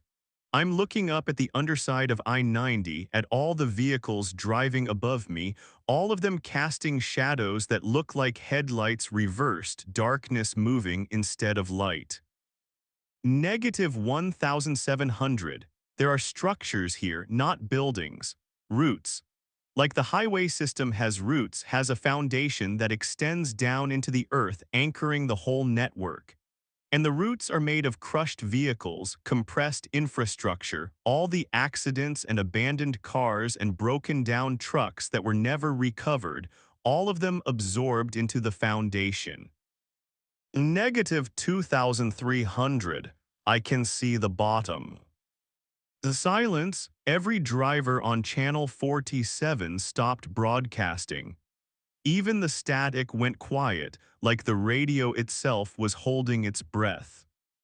Then the voice continued. It's not rock bottom, it's not the Earth's core, it's another road, a highway running perpendicular to all the ones above, and it's full of traffic. Thousands of vehicles, all of them driving in perfect formation, all of them broadcasting on channels below 47, channels I can't reach. This is the foundation. This is what holds up the entire highway system. All the roads we drive on the surface are supported by this road. This eternal loop of compressed traffic running beneath everything, powering the whole network. Thomas's hands were shaking. His fuel gauge read full now, even though he'd been driving for hours. The road was sustaining him, feeding him, keeping him mobile so he'd keep broadcasting, keep spreading the message, keep making Channel 47 accessible to other drivers who'd hear and wonder and eventually descend. He passed Billings, should have stopped for fuel but didn't need it, passed a rest area, should have stopped for coffee but wasn't tired. The road was taking care of him, keeping him in optimal condition for the moment when he'd finally see the maintenance access and be unable to resist. His CB, right, this is Daniels, -180 now. I wanted to tell you something before I go deeper. The broadcasts aren't warnings. We think they are, but they're not. They're invitations. The road beneath wants drivers who understand, who can accept what it is, who can become part of the foundation without breaking. You're hearing us because you're compatible, because when you finally descend, you'll drive well down here. You'll help hold up the roads above. You'll become infrastructure. I don't want to be infrastructure, Thomas said. Neither did we, but what we want doesn't matter. What matters is what the road needs, and it needs us. Needs our engines running, our wheels turning, our vehicles adding weight and momentum to the foundation. Without us, the highways collapse. Without the road beneath, there is no road above. We're not victims, right? We're support beams. We're the price of interstate commerce. We're what makes modern transportation possible. Thomas saw the sign ahead. Emergency pullout, next right, final access point. A final, like there wouldn't be another chance. Like this was the designated entry point for his specific vehicle, his specific route, his specific destiny as a component of the road beneath. The gravel access road appeared, descending at 70 degrees, almost vertical, lined with reflectors that pulsed in rhythm with his heartbeat. The maintenance access that had been waiting for Thomas Wright since he'd first started driving trucks, since he'd first felt the call of the open road, since he'd first understood that highways were more than pavement, were living systems that required feeding, required sacrifice, required drivers willing to go beneath. Thomas turned the wheel, while the truck descended. The grade was impossible. The angle was vertical. But the wheels gripped asphalt that shouldn't exist at this incline, and the truck descended smoothly, easily, like it had been designed for this exact purpose. Like every truck was designed for this, built with hidden capability for vertical descent, for the moment when the road beneath called them home.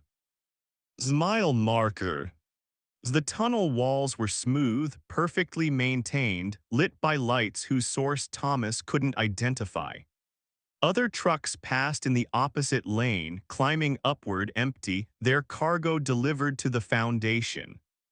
Their drivers were gone, absorbed into the infrastructure, their vehicles returning to the surface to be loaded again, to haul another driver down into the depths. Mile marker. To Thomas's CB, welcome right, this is Daniels, you're one of us now, keep descending, don't try to turn around. The road only goes one direction down here. Down. How deep? Thomas asked, voice steady, resigned. Until you reach your designated level. Everyone has a level, a depth where they fit perfectly into the foundation. Mine was negative 247. I've been here for, I don't know how long. Time doesn't work the same down here. I drive my route, I maintain my section of foundation, I broadcast on channel 47 to recruit the next driver. That's my purpose now, that's all our purposes. Mile marker minus 83. The tunnel widened.